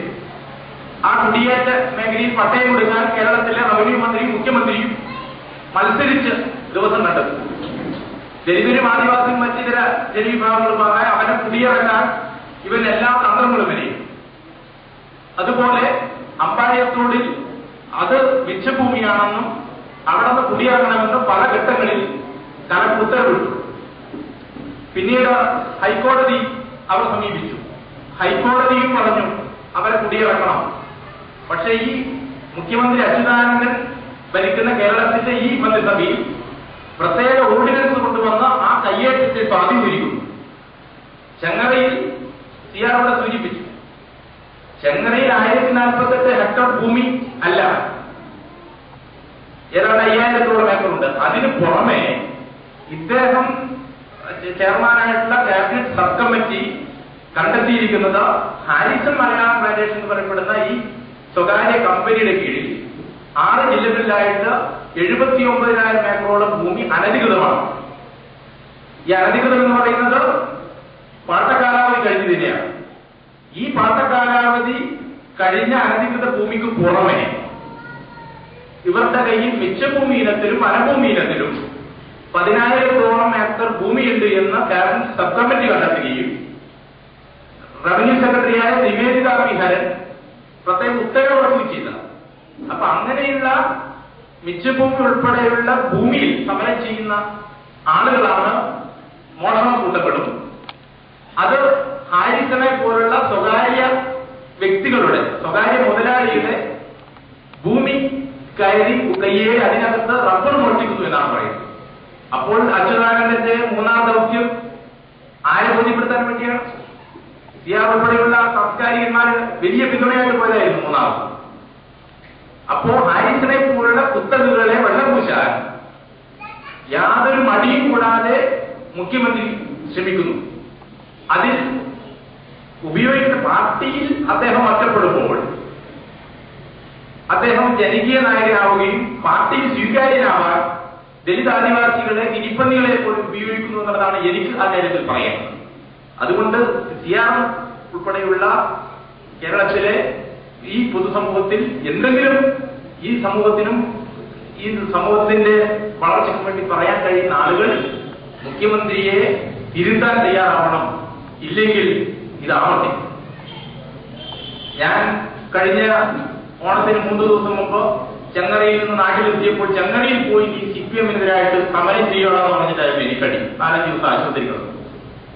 സമരത്തെ പിന്തുടരാൻ പറ്റത്തില്ല. ഇതിപ്പോ സോളിഡാരിറ്റി വിത്ത് മൂവ്മെന്റിന്റെ പ്രവർത്തകർ വളരെയേറെ പ്രതീക്ഷയോടെയാണ് ആദിവാസി പ്രസ്ഥാനങ്ങളുടെ സോളിഡാരിറ്റി മൂവ്മെന്റുകളെ കാണുന്നത്. അർബൻ ഫാമിലെ ഞങ്ങളുടെ സമരത്തെ പിന്തുണക്കുന്ന കാര്യത്തിലും കഴിഞ്ഞ 10 വർഷക്കാലം കണ്ണൂരിലേക്ക് പല ആദിവാസി മുന്നേറ്റങ്ങളിലും ഞങ്ങളോടൊപ്പം നിന്ന് പ്രവർത്തിച്ച പ്രസ്ഥാന രീതിയിൽ തന്നെ എന്ത് പ്രയാസങ്ങളുണ്ടെങ്കിലും അവരുടെ ഒരു വേദി പങ്കെടുക്കുന്നതിന് വലിയ അഭിമാനത്തോടെ കാണുന്നവരാണ്. ഇവിടെ ഇന്ന് പാവപ്പെട്ടതിന് വേണ്ടി പറയുന്ന ആളുകൾക്ക് സ്വതന്ത്രമായി പ്രവർത്തിക്കാനും അവരുടെ ആശയപ്രചരണം നടത്താനും പറ്റാത്ത സ്ഥിതിയിലേക്ക് കേരളം മാറിക്കൊണ്ടിരിക്കുന്നു. ഇതിന്റെ യാഥാർത്ഥ്യമാണ് നേരത്തെ ഭൂപരിഷ്കരണ നിയമത്തിന്റെ അപജയത്തിൽ ഇവിടെ ചൂണ്ടിക്കാണിച്ചത്. ദലിതരും ആദിവാസികളും കേരളത്തിൽ 2 സെന്റും 4 സെന്റും ലക്ഷം വീട് കോടതികളിലും റോഡുകളും പുറമ്പോക്കുകളിലുമായിട്ട് ജീവിക്കാതിരിക്കപ്പെട്ട നരകയാതന അനുഭവിക്കുകയാണ്. ഈ ജനവിഭാഗത്തിൽ പ്രതിനിധികളാണ് ചെങ്ങറയിൽ ഭൂമിക്ക് വേണ്ടി സമരം ചെയ്യുന്നത്. അത് ഇന്നലകളിൽ തിരുവോണപ്പുറത്ത് നിന്നാണ് ഈ സമരം തുടങ്ങുന്നത്.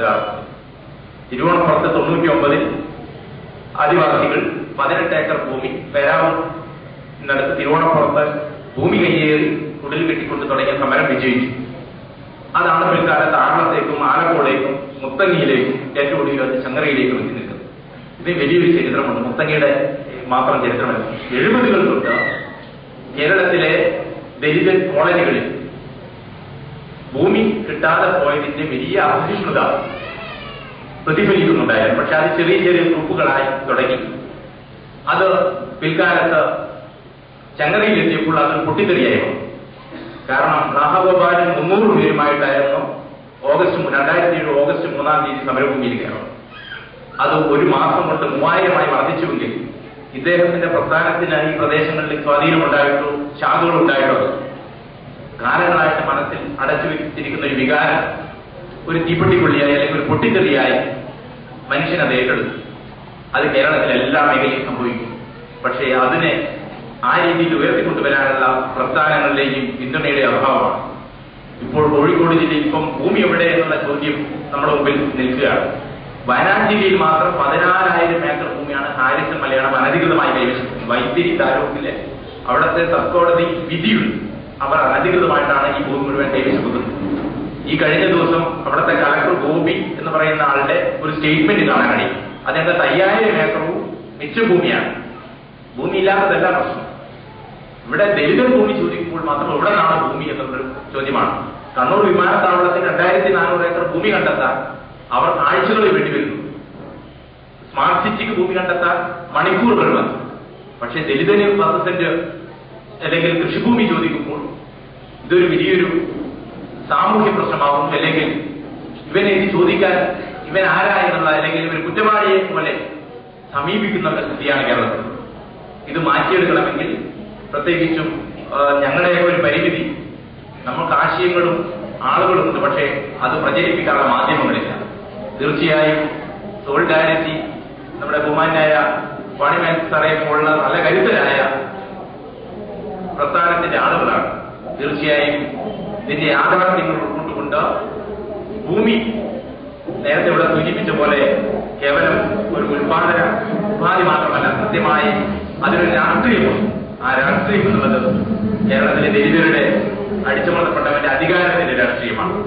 ആ അധികാരത്തിന്റെ രാഷ്ട്രീയത്തിന്റെ വക്താക്കളാവാൻ ഒരു കാലത്തും ഇവൻ സ്വയം വളരരുത് എന്ന് വളരെ കൃത്യമായ ധാരണയുള്ളത് കൊണ്ടാണ് തുണ്ടുഭൂമി ഞങ്ങൾ കൊടുക്കാം. ഇവിടെ കഴിഞ്ഞ 3-ാം ഓപ്പറേഷൻ തൊട്ട് എല്ലാ സ്റ്റേറ്റ്മെന്റുകളിലും മുഖ്യമന്ത്രി ആദിവാസികൾക്ക് ഭൂമി കൊടുക്കും. ആദിവാസികൾക്ക് ഭൂമി കൊടുക്കുന്നത് അച്യുതാനന്ദന്റെ ഔദാര്യമല്ല. അത് AK ആന്റണി ജാനുവുമായിട്ടുണ്ടാക്കിയ ഒരു കരാർ നിലനിൽക്കും. ആ കരാറിന് പുറത്ത് ബഹുമാനപ്പെട്ട സുപ്രീം കോടതിയിൽ ഒരു പ്രത്യേക അനുമതി ഹർജി കിടപ്പുണ്ട്. അത് 75-ലെ നിയമം 96-ലും 99-ലും ഭേദഗതി രീതിയെ ചോദിച്ചതുകൊണ്ട് ഡോക്ടർ നല്ല കമ്പീറ്റേര കേരള ഹൈക്കോടതിയിൽ കൊടുത്ത ഒരു ഹർജിയിൽ അസന്നിഗ്ധമായ കോടതി ഫുൾ ബെഞ്ച് പറഞ്ഞു, ഇത് ഒരു കാരണവശാലും ഭേദഗതി വരുത്താൻ കേരള നിയമസഭയ്ക്ക് അധികാരമില്ല. ഇത് ഇന്ത്യൻ ഭരണഘടനയുടെ 9-ാം പട്ടികയിൽ ഉൾപ്പെടുത്തി സംരക്ഷിച്ചിട്ടുള്ളതാണ്. ആ നിയമത്തെ ചോദിച്ചതുകൊണ്ട് പ്രത്യേക അനുമതി ഹർജി സുപ്രീം കോടതി നൽകി. ഇപ്പോഴും വിധിയാവാതെ കിടക്കുകയാണ്. അപ്പോൾ അതിൽ നിന്ന് കേരള ഗവൺമെന്റ് തലയുയരണമെങ്കിൽ കേരളത്തിലെ മുഴുവൻ ആദിവാസികൾക്കും ഭൂമി കൊടുത്തു എന്ന് വരുത്തി തീർക്കാനുള്ള ഒരു ഓട്ടം പ്രദർശനത്തിലാണ് ഇപ്പോൾ പ്രത്യേകിച്ചും BS. കഴിഞ്ഞ ദിവസം കണ്ണൂരിൽ ചെയ്തത് മറ്റൊരു അപകടകരമായിരുന്നു. അതായത് നേരത്തെ 2001 ഇസ്മയിൽ 569 ആദിവാസികൾക്ക് കൊടുത്ത ഭൂമി, അത് നേരത്തെ പാറ പ്രദേശമായതുകൊണ്ട് അന്ന് തന്നെ ഞങ്ങൾ പറഞ്ഞതായിരുന്നു ആദിവാസികൾക്ക് കൃഷിഭൂമിയാണ് ആവശ്യം, പാറ അല്ല. അന്ന് ഇവർ പറഞ്ഞു ആദിവാസികൾക്ക് അത് കല്ല് വെട്ടിയിട്ട് ജീവിക്കാൻ പറ്റും, മെഷീൻ കല്ല് വെട്ടി, ചങ്കല്ല് വെട്ടി. അപ്പൊ അത് അവർക്ക് ഇഷ്ടപ്പെട്ടതുകൊണ്ടാണ് കൊടുക്കുന്നത് എന്ന് പറഞ്ഞ് ഞങ്ങൾ അന്ന് സമരവും ചെയ്തു. മന്ത്രി ഇസ്മയിലിനെ തടഞ്ഞു. കേരള ഹൈക്കോടതിയിൽ പോയപ്പോൾ ഇങ്ങനെ ആദിവാസികളെ സ്ഥലം കാണിച്ച് ബോധ്യപ്പെടുത്തിയ ശേഷമാണ് ഭൂമി വിതരണം ചെയ്യുന്നത് എന്ന് പറഞ്ഞ മുഖ്യമന്ത്രി അല്ലെങ്കിൽ അന്നത്തെ ഗവൺമെന്റ് ഇതേ ഭൂമി ഇപ്പോൾ 10 സെന്റ് വീതം തുണ്ടവൽക്കരിച്ച് മറ്റിതര വിഭാഗങ്ങൾക്ക് കൊടുത്തു. ഈ 569 ആദിവാസികൾ റിക്കാർഡിക്കലി എല്ലാം ഭൂമിയുടെ ഉടമ. ഈ 2001 ശേഷം കണ്ണൂരിലെ ആലക്കോട് സ്റ്റേറ്റിലും ആറളം ഫാമിൽ നടന്ന 1-2 ഘട്ട ഭൂവിതരണത്തിൽ കടലാസിൽ ഇവരൊക്കെ ഭൂമിയുടെ ഉടമകളാകുന്ന കാരണത്താൽ ഈ പാവങ്ങൾക്ക് ഭൂമി നിഷേധിക്കുകയും എന്നാൽ ഈ ഭൂമി ഇന്ന് 1659 കുടുംബങ്ങൾക്ക് കഴിഞ്ഞ 2005 ഒക്ടോബർ 5-ാം തീയതി വിതരണം ചെയ്തുകൊണ്ടാണ് കേരളത്തിലെ ഭൂവിതരണത്തിന് തുടക്കം കുറിച്ചത്. ആദിവാസി അവിടെയും വഞ്ചിക്കപ്പെട്ടു. മാത്രമല്ല ഇപ്പം നേരത്തെ ഇവിടെ പറഞ്ഞ മിച്ചഭൂമി വിതരണത്തിന് വളരെ കൃത്യമായ മാനദണ്ഡമുണ്ട്.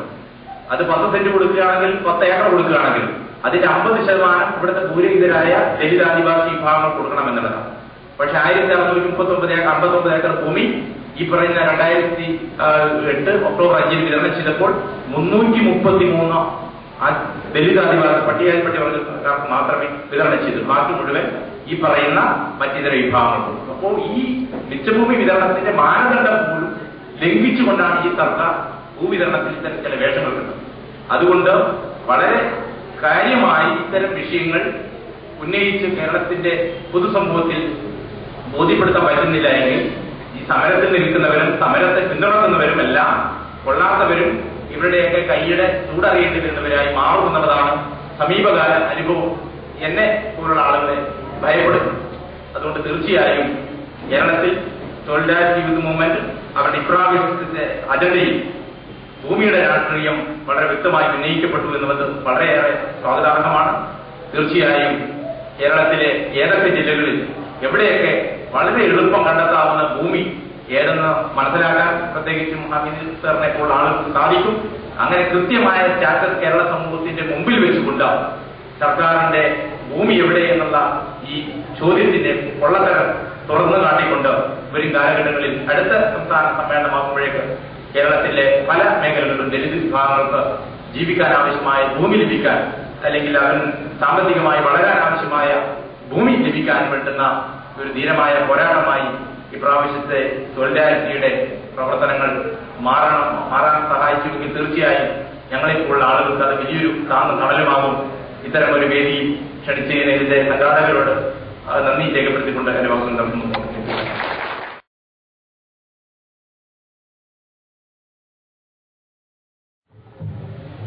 വേദിയിലും സദസ്സിലുമുള്ള ബഹുമാന്യരെ, ഏറെ സുദീർഘമായി ഏറെ അർത്ഥസമ്പന്നമായ ഒരു സംവാദം ഇവിടെ നടന്നു കഴിഞ്ഞു.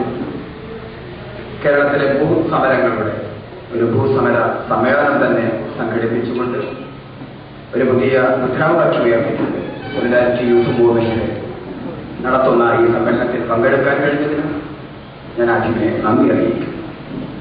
ഞാൻ പ്രതിനിധാനം ചെയ്യുന്ന സമരം, ഒരുപാട് സമരങ്ങളെ പ്രതിനിധാനം ചെയ്തിട്ടുണ്ട്. പക്ഷെ ജീവിതത്തിൽ സംതൃപ്തിയോടും അഭിമാനത്തോടും കൂടി ഞാനൊരു സമരത്തെ പ്രതിനിധാനം ചെയ്യുന്നു എന്ന് പറയുന്ന ഇപ്പോഴത്തെ സമരം, ഉരിയാട് കർഷക സമരം. ഇതിനോട് സംബന്ധിച്ച മറ്റു തലങ്ങളിലേക്ക് ഒന്നും പോകാതെ എന്താണ് ഉരിയാട് കർഷക സമരം എന്ന് പറയാൻ ആഗ്രഹിക്കുന്നു. ഒരു പ്രദേശത്തിന്റെ ഒരു സമരം അല്ല ഉരിയാട്. ഉരിയാട് സമരം വിജയിക്കുകയോ പരാജയപ്പെടുകയോ ചെയ്യുന്ന, അല്ലെങ്കിൽ വിജയമോ പരാജയമോ ലക്ഷ്യമാക്കുന്ന ഒരു സമരവുമല്ല. ഉരിയാട് സമരം ഒരു സന്ദേശമാണ്. അതുകൊണ്ട് തന്നെ ആ സമരത്തിന് ഉരിയാട് അന്ത്യം കുറിച്ചാലും ആ സമരത്തിന് അവസാനം ഉണ്ടാകുന്നില്ല എന്ന് വിശ്വസിക്കുന്നു. ഉരിയാട് സമരം നൽകുന്ന സന്ദേശം മലയാളിയുടെ ഭക്ഷ്യ സുരക്ഷയെ സംബന്ധിച്ച സന്ദേശമാണ്. സ്വന്തം അനുഭവങ്ങളിൽ നിന്ന് സാധാരണക്കാരായ കർഷകർ അവരുടെ മനസ്സിൽ സ്വയംഭൂമായ ഒരു സമരമാണ് ഉരിയാട് സമരം. ഏതെങ്കിലും ഒരു പ്രസ്ഥാനത്തിന്റെ പിന്തുണയോടുകൂടി സംഘടിപ്പിക്കപ്പെട്ട ഒരു സമരമല്ല ഉരിയാട് സമരം. സ്വയംഭൂവായ ഒരു സമരം. ആ സ്വയംഭൂവായ സമരത്തിൽ അതിലൊരു ഭാഗവാക്കാകാൻ ഞാൻ നിമിത്തമായി എന്ന് മാത്രമേ ഉള്ളൂ. അങ്ങനെ ഒരു സമരം സ്വയംഭൂവായത് തിരിച്ചറിവിൽ നിന്നാണ്. അറിവ് ആയുധമായ ഒരു സമരം കൂടിയാണ് ഉരിയാട് സമരം. ഞാൻ ആ സമരം എന്താണെന്ന് ചുരുക്കി പറയാം. 11,000 ഏക്കർ വിസ്തൃതിയുണ്ടായിരുന്ന ഉരിയാട് കായൽ മേഖലയിലെ കൃഷിയിടങ്ങൾ 25 വർഷം മുൻപ് വരെ സുഗമമായി 2 പൂവ് കൃഷി ചെയ്തിരുന്ന കൃഷിയിടങ്ങൾ, കേരളത്തിൽ ഏറ്റവും വിളവ് ലഭിക്കുന്ന കൃഷിയിടങ്ങളിൽ ഒന്നാണ് ഉരിയാട്ടെ കൃഷിയിടങ്ങൾ. ഒരു പറ 10 സെന്റ് നിലത്തിൽ കൃഷി ചെയ്താൽ ഏറ്റവും കുറഞ്ഞത് 40 പറ നെല്ല് വിളവ് ലഭിക്കുന്ന കൃഷിയിടങ്ങൾ. കിഴക്കൻ മലകളിൽ പെയ്തിറങ്ങുന്ന ജൈവവള സമ്പന്നമായ എക്കൽ മണ്ണ് ഒലിച്ചിറങ്ങി വന്ന് 6 മാസം വെള്ളം കെട്ടി നിൽക്കുകയും 6 മാസം കഴിഞ്ഞാൽ ആ വെള്ളമൊക്കെ സ്വാഭാവികമായ ഒഴുകിപ്പോവുകയും ശേഷിക്കുന്നത് പഴയകാല കാർഷിക യന്ത്രങ്ങളായ വേത്ത്, തിരാക്കൊട്ട, തേക്കുകൊട്ട, തുമ്പി തുടങ്ങുന്ന നാടൻ ജലസേചന ഉപകരണങ്ങൾ കൊണ്ട് വെള്ളം തേടി വറ്റിച്ച് കൃഷി ചെയ്ത് ഒരു പൂവിൽ ഒരു പറയിൽ നിന്ന് 40 പറ വിളവുണ്ടാക്കിയിരുന്ന 14,000 ഏക്കർ കൃഷിഭൂമി. ഇത് 80കളിലെ ഹരിത വിപ്ലവത്തിന്റെ ഭാഗമായി അവിടെ 3 പൂവ് കൃഷി ഉണ്ടാക്കാൻ വേണ്ടി നമ്മുടെ സംസ്ഥാന സർക്കാർ ഒരു വികസന പ്രക്രിയ അനൗൺസ് ചെയ്യുന്നു. ഏകദേശം 8 കിലോമീറ്റർ നീളത്തിൽ, പ്രാദേശത്തിന്റെ പേരുകൾ ഞാൻ പറഞ്ഞാൽ നിങ്ങൾക്ക് അറിയാത്തതുകൊണ്ട് പറയുന്നില്ല, തൃശൂർ ജില്ലയുടെ മധ്യത്തിലുള്ള ഈ ഉരിയാട് കായൽ 8 ഗ്രാമപഞ്ചായത്തുകളും ഒരു നഗരസഭയും അതിലെ മുഴുവൻ ജനങ്ങളും കൃഷി മാത്രമല്ല കാര്യവളർത്തൽ, കൃഷി, പച്ചക്കറി തുടങ്ങുന്ന മുഴുവൻ കാര്യങ്ങൾക്കും ആശ്രയിച്ച് സ്വാശ്രയ സമ്പന്നമായ ഒരു ജീവിതക്രമം 3 അറിയപ്പെടുന്ന 5 നൂറ്റാണ്ടായിട്ട് ചെയ്തു പോന്നിരുന്ന ഈ പ്രദേശത്താണ് വികസനത്തിന്റെ വക്താക്കൾ, ഹരിത വിപ്ലവത്തിന്റെ വക്താക്കൾ സ്ഥിരം ബണ്ട് നിർമ്മാണം എന്ന ഒരു പ്രക്രിയ ആരംഭിക്കുന്നു. 50 കോടി രൂപയാണ് 30 വർഷം മുൻപ് ഈ പ്രൊജക്ട് തയ്യാറാക്കുമ്പോൾ അതിന് വേണ്ടി വരുന്ന ചിലവ് കണക്കാക്കിയത്. 30 വർഷത്തിനുള്ളിൽ 62 കോടി രൂപ ചിലവഴിച്ചു കഴിഞ്ഞപ്പോൾ ഈ ബണ്ട് നിർമ്മാണം പകുതിയെ പൂർത്തിയായുള്ളൂ. സ്വാഭാവികമായിട്ട് ശക്തൻ തമ്പുരാൻ, നിങ്ങൾ കേട്ടിട്ടുള്ളതുപോലെ കൊച്ചി രാജാവ് 300 വർഷം മുൻപ് ആന്ധ്രയിൽ നിന്നും കൊണ്ടുവന്ന നായ്ക്കർ വംശജരെ കൊണ്ടൊരു തോട് നിർമ്മിച്ചിരുന്നു. ആ തോട്ടിലൂടെയാണ് കരുവന്നൂർ പുഴയിലേക്ക്, ദേശീയപാതയിലൂടെ സഞ്ചരിക്കുമ്പോൾ ആ പുഴ കാണാം, കരുവന്നൂർ പുഴയിലേക്കാണ് ഈ വെള്ളമൊക്കെ ഒഴുകിപ്പോയിരുന്നത്. ആ തോടിന് പകരമാണ് 30 മീറ്റർ വീതിയിൽ കൂറ്റൻ ബണ്ട് നിർമ്മിച്ച് നിലവിലുണ്ടായിരുന്ന രാജനിർമ്മിതമായ നെടുന്തോട് നശിപ്പിക്കുകയും ബണ്ട് നിർമ്മാണം പൂർത്തിയാകാതിരിക്കുകയും ചെയ്തപ്പോൾ ഈ 11,000 ഏക്കർ വെള്ളക്കെട്ടായി. ഒരു പൂവ് പോലും കൃഷി ചെയ്യാൻ സാധിക്കാത്ത അവസ്ഥ. കൃഷി ചെയ്താൽ പെട്ടെന്ന് മഴ പെയ്താൽ വെള്ളം പൊങ്ങി കൃഷി നശിക്കുന്ന അവസ്ഥ. ഈ 30 വർഷത്തിനുള്ളിൽ വ്യവസ്ഥാപിത രാഷ്ട്രീയ കക്ഷികളെല്ലാം തന്നെ തെരഞ്ഞെടുപ്പുകൾ ആസന്നമാകുമ്പോൾ സർവകക്ഷി സമ്മേളനങ്ങൾ നടത്തും. കർഷകന്റെ പ്രശ്നവും പറഞ്ഞു. തെരഞ്ഞെടുപ്പിൽ തോൽക്കുന്നവനും ജയിക്കുന്നവനും പിന്നീട് അതേക്കുറിച്ച് ഒന്നും പറയില്ല. ഈ തരിശിടാൻ തുടങ്ങിയ നിർബന്ധിതരായി മാറുന്നു കർഷകര്. അങ്ങനെ തരിശിടാൻ തുടങ്ങിയ ഭൂമികളിൽ നിന്ന് തൃശൂർ ജില്ലയുടെ മുഖമുദ്രയായ വോട്ട് വ്യവസായത്തിന് വേണ്ട കളിമൺ ഖനനം ആരംഭിക്കുന്നു. അപ്പോൾ കൃഷിഭൂമികളൊക്കെ ഖനന മേഖലയായി മാറുമ്പോൾ ലാഭം വർദ്ധിക്കുന്നു എന്ന് തിരിച്ചറിയുന്നു. കളിമൺ ഖനനം കഴിഞ്ഞപ്പോൾ അവിചാരിതമായി യുറേക്ക ആർക്കിമിഡീസ് കണ്ടെത്തിയതുപോലെ അവിചാരിതമായി ഇഷ്ടിക നിർമ്മാണത്തിന് വെള്ളം പമ്പ് ചെയ്തപ്പോൾ പമ്പ് ചെയ്തിരുന്നിടത്ത് മണൽ മൂടിക്കിടക്കുന്ന കണ്ടപ്പോൾ അവിടെ മണലുമുണ്ടെന്ന് തിരിച്ചറിയുകയും അങ്ങനെ കൂറ്റൻ യന്ത്രങ്ങൾ ഉപയോഗിച്ച് യന്ത്രവൽക്കൃത ഖനനം, മണൽ ഖനനം ആരംഭിക്കുന്നു. 160 അടി വരെ മണൽ വലിച്ചെടുക്കാൻ കഴിയുന്ന ശക്തി ഉപയോഗിച്ചാണ് അവിടെ ഈ ഖനനം തുടങ്ങിയത്. കളിമൺ ഖനനം കൊണ്ട് കൃഷി മാത്രം മുടങ്ങുകയും വലിയ പ്രശ്നങ്ങളുണ്ടാകാതിരിക്കുകയും ചെയ്തു. പക്ഷെ മണൽ ഖനനം വന്നപ്പോൾ സമീപത്തെ പഞ്ചായത്തുകളിലെ കിണറുകളൊക്കെ വറ്റി. കാരണം കായൽ മേഖല എന്ന് പറയുന്നത് പൊതുവെ സമുദ്രനിരപ്പിൽ നിന്ന് 1 മീറ്റർ മുതൽ 1.5 മീറ്റർ വരെ താഴ്ചയിലാണ്. അത് വീണ്ടും താഴ്ത്തപ്പെട്ടപ്പോൾ കിണറുകളിലെ വെള്ളമൊക്കെ വറ്റി തുടങ്ങി, കുടിവെള്ളത്തിന്റെ പ്രശ്നമായി.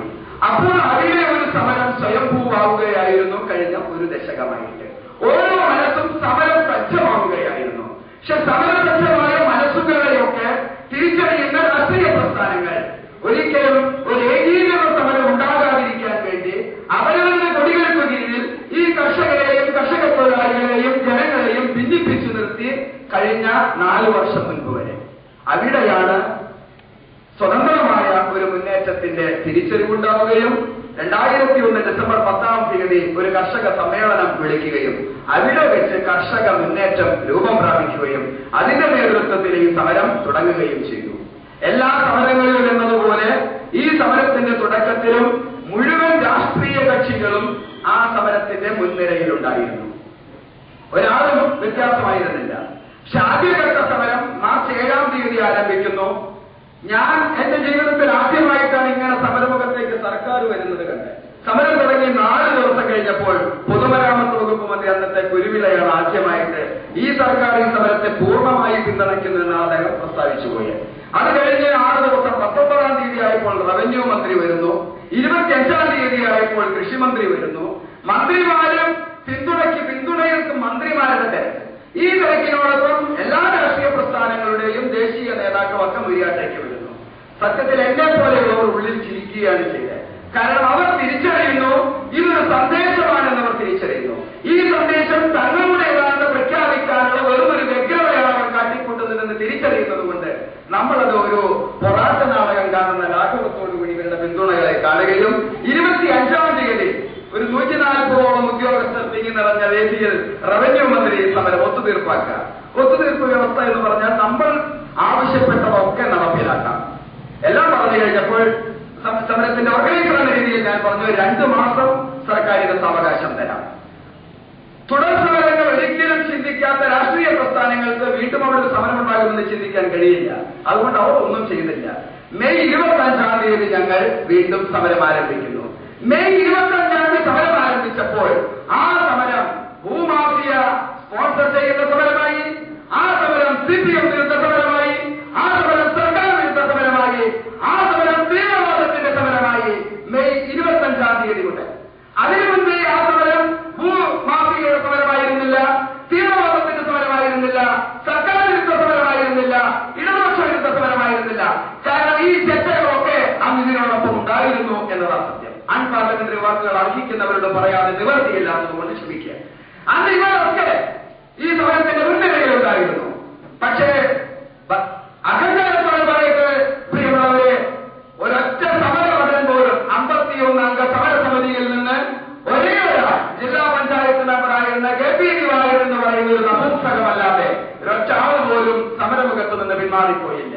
അങ്ങനെ മെയ് 25-ാം തീയതി ആരംഭിച്ച രണ്ടാം ഘട്ട സമരം കേരളത്തിൽ ഇന്ന് ഏറെ ചർച്ച ചെയ്യപ്പെടുന്ന VS അച്യുതാനന്ദൻ ജൂൺ 4-ാം തീയതി മന്ത്രിമാരുടെ പട കഴിഞ്ഞപ്പോൾ സാക്ഷാൽ കേരളത്തിന്റെ മുഖ്യമന്ത്രി കേരളത്തിൽ ഒറ്റ സമരമുഖത്തേക്ക് വന്നിട്ടുള്ളൂ. വെടിയാട് സമരമുഖത്താ വന്നേ.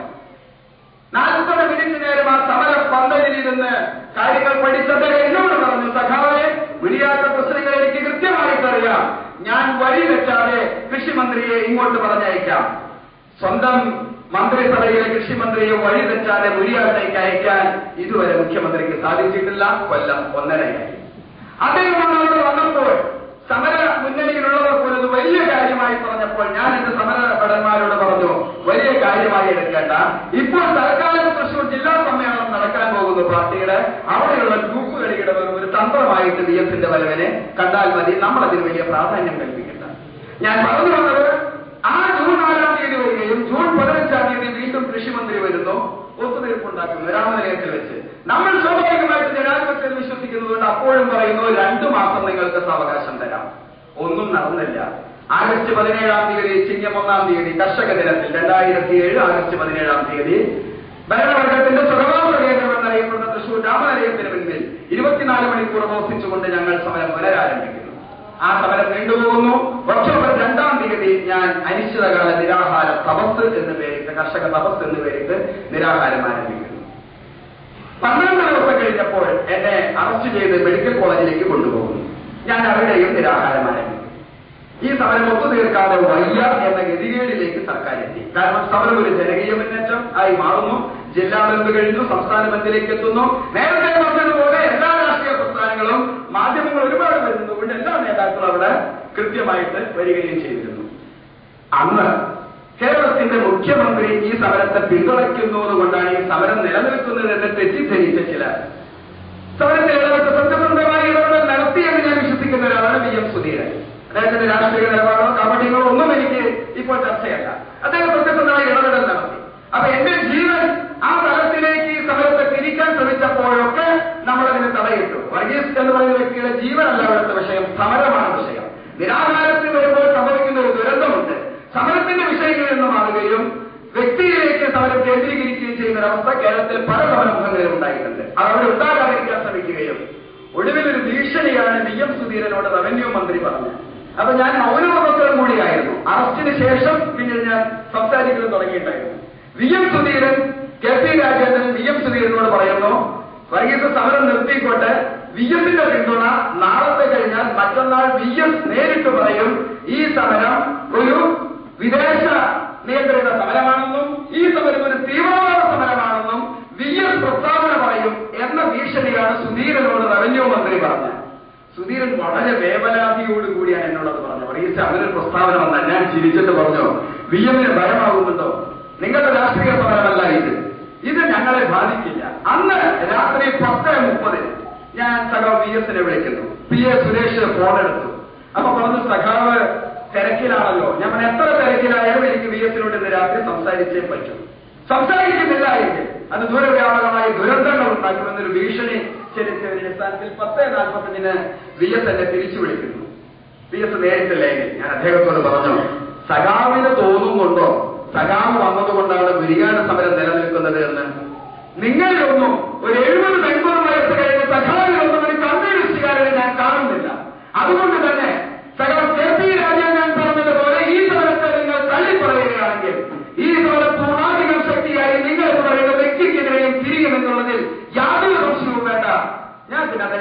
മറുപടി കേൾക്കാൻ ഫോണിൽ കാത്തുന്നതിന് ഞാൻ ഫോൺ കട്ട് ചെയ്യുകയുണ്ടായി.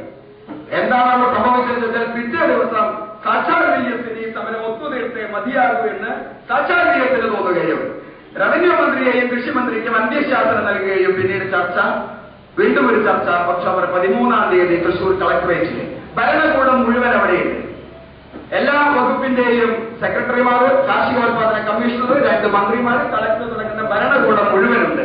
അന്ന് അവർ പറഞ്ഞ വാക്ക് നവംബർ 15 2007 നവംബർ 15 മുരിങ്ങാട് കായൽ മേഖല കൃഷിയോഗ്യമാക്കാം. ഒരു വർഷം നമ്മൾ കാത്തിരുന്നു. അവിടെ പ്രത്യേകമായി ഒന്നും സംഭവിച്ചില്ല എന്ന് മാത്രമല്ല, സർക്കാരിന്റെ വാക്ക് വിശ്വസിച്ച് കഴിഞ്ഞ വർഷം കുറെ കൃഷി നമ്മൾ ചെയ്തു. 2000 ഏക്കറോളം ചെയ്തു. കാലവർഷം കൂടുതൽ പെയ്തു എന്നാണ് പറയുന്നത്. ഞങ്ങളത് സ്വീകരിക്കില്ല, മുരിങ്ങാട്ടുകാർ അങ്ങനെ സ്വീകരിക്കില്ല. കാരണം അവിടെ 25 വർഷം മുൻപ് വെള്ളം വന്നിരുന്നതിന്റെ 4/1 പോലും വെള്ളം ഇപ്പോ ഒഴുകിയെത്തുന്നില്ല. അത് നേരിട്ട് കാണുന്നവരാ ഞങ്ങൾ. അതുകൊണ്ട് മഴയെല്ലാം ചതിച്ച് വീണ്ടും ഭരണാധികാരികൾ നമ്മളെ ചൊരിച്ചു. പറഞ്ഞതുപോലെ വെള്ളം ഒഴുകാനുള്ള സംവിധാനം ഉണ്ടാക്കിയില്ല, കൃഷി നശിച്ചുപോയി. ഈ സാഹചര്യത്തിലാണ് ഈ കഴിഞ്ഞ ഒക്ടോബർ 2 വീണ്ടും അവിടെ ഒരു സമരം ആരംഭിച്ചത്. സമരം ആരംഭിച്ച് കൃത്യം 8 ദിവസം കഴിഞ്ഞപ്പോൾ റവന്യൂ മന്ത്രി രാജേന്ദ്രൻ എന്നെ ചർച്ചയ്ക്ക് വിളിച്ചു. അപ്പോഴാണ് അവർ സമരമുഖത്തെ മറ്റൊരു മുഖം കണ്ടത്. നിങ്ങളുമായി ഇനി ഞങ്ങൾ ചർച്ചയ്ക്കില്ല. ചർച്ച ചെയ്യാൻ ഞങ്ങൾ പുതിയ ആവശ്യങ്ങളും ഒന്നും മുന്നോട്ട് വെച്ചിട്ടില്ല. അതുകൊണ്ട് പറഞ്ഞ വാക്ക് പാലിക്കുക. കോടതി വിധിച്ചു കഴിഞ്ഞാൽ ആ വിധി നടപ്പിലാക്കാൻ വേറൊരു ഹർജി കൂടി കൊടുക്കുന്നത് പോലെയുള്ള ഒരു സമരമാണ് ഞങ്ങളിപ്പോൾ നടത്തുന്നത്. ചർച്ചയ്ക്കില്ല എന്ന് പറഞ്ഞപ്പോൾ CMന്റെ ഓഫീസ് പിന്നെ വീണ്ടും ഇടപെട്ടു. ചർച്ചയ്ക്ക് തയ്യാറാകണമെന്ന് പറഞ്ഞു. നമ്മൾ ചർച്ചയ്ക്കില്ല എന്ന് പറഞ്ഞ് ഇപ്പോ അങ്ങനെ നിൽക്കുന്നു. കാരണം ചർച്ചയില്ല. ഇത് വെളിയാട്ട ഈ സമരം ഭക്ഷ്യസുരക്ഷാ സമരമായി കഴിഞ്ഞ ഒക്ടോബർ 16 നമ്മൾ പ്രഖ്യാപിച്ചു. കേരളത്തിലെ കർഷക സംഘടനകളുടെ ഒരു കൂട്ടായ്മ രൂപപ്പെട്ടു വന്നിട്ടുണ്ട്. ബാലുശ്ശേരിയിൽ ഒക്കെ നിങ്ങൾക്ക് പരിചിതനായ സുരേഷ് നെരിപ്പിനി അടക്കമുള്ളവരുടെ നേതൃത്വത്തിലുണ്ട്.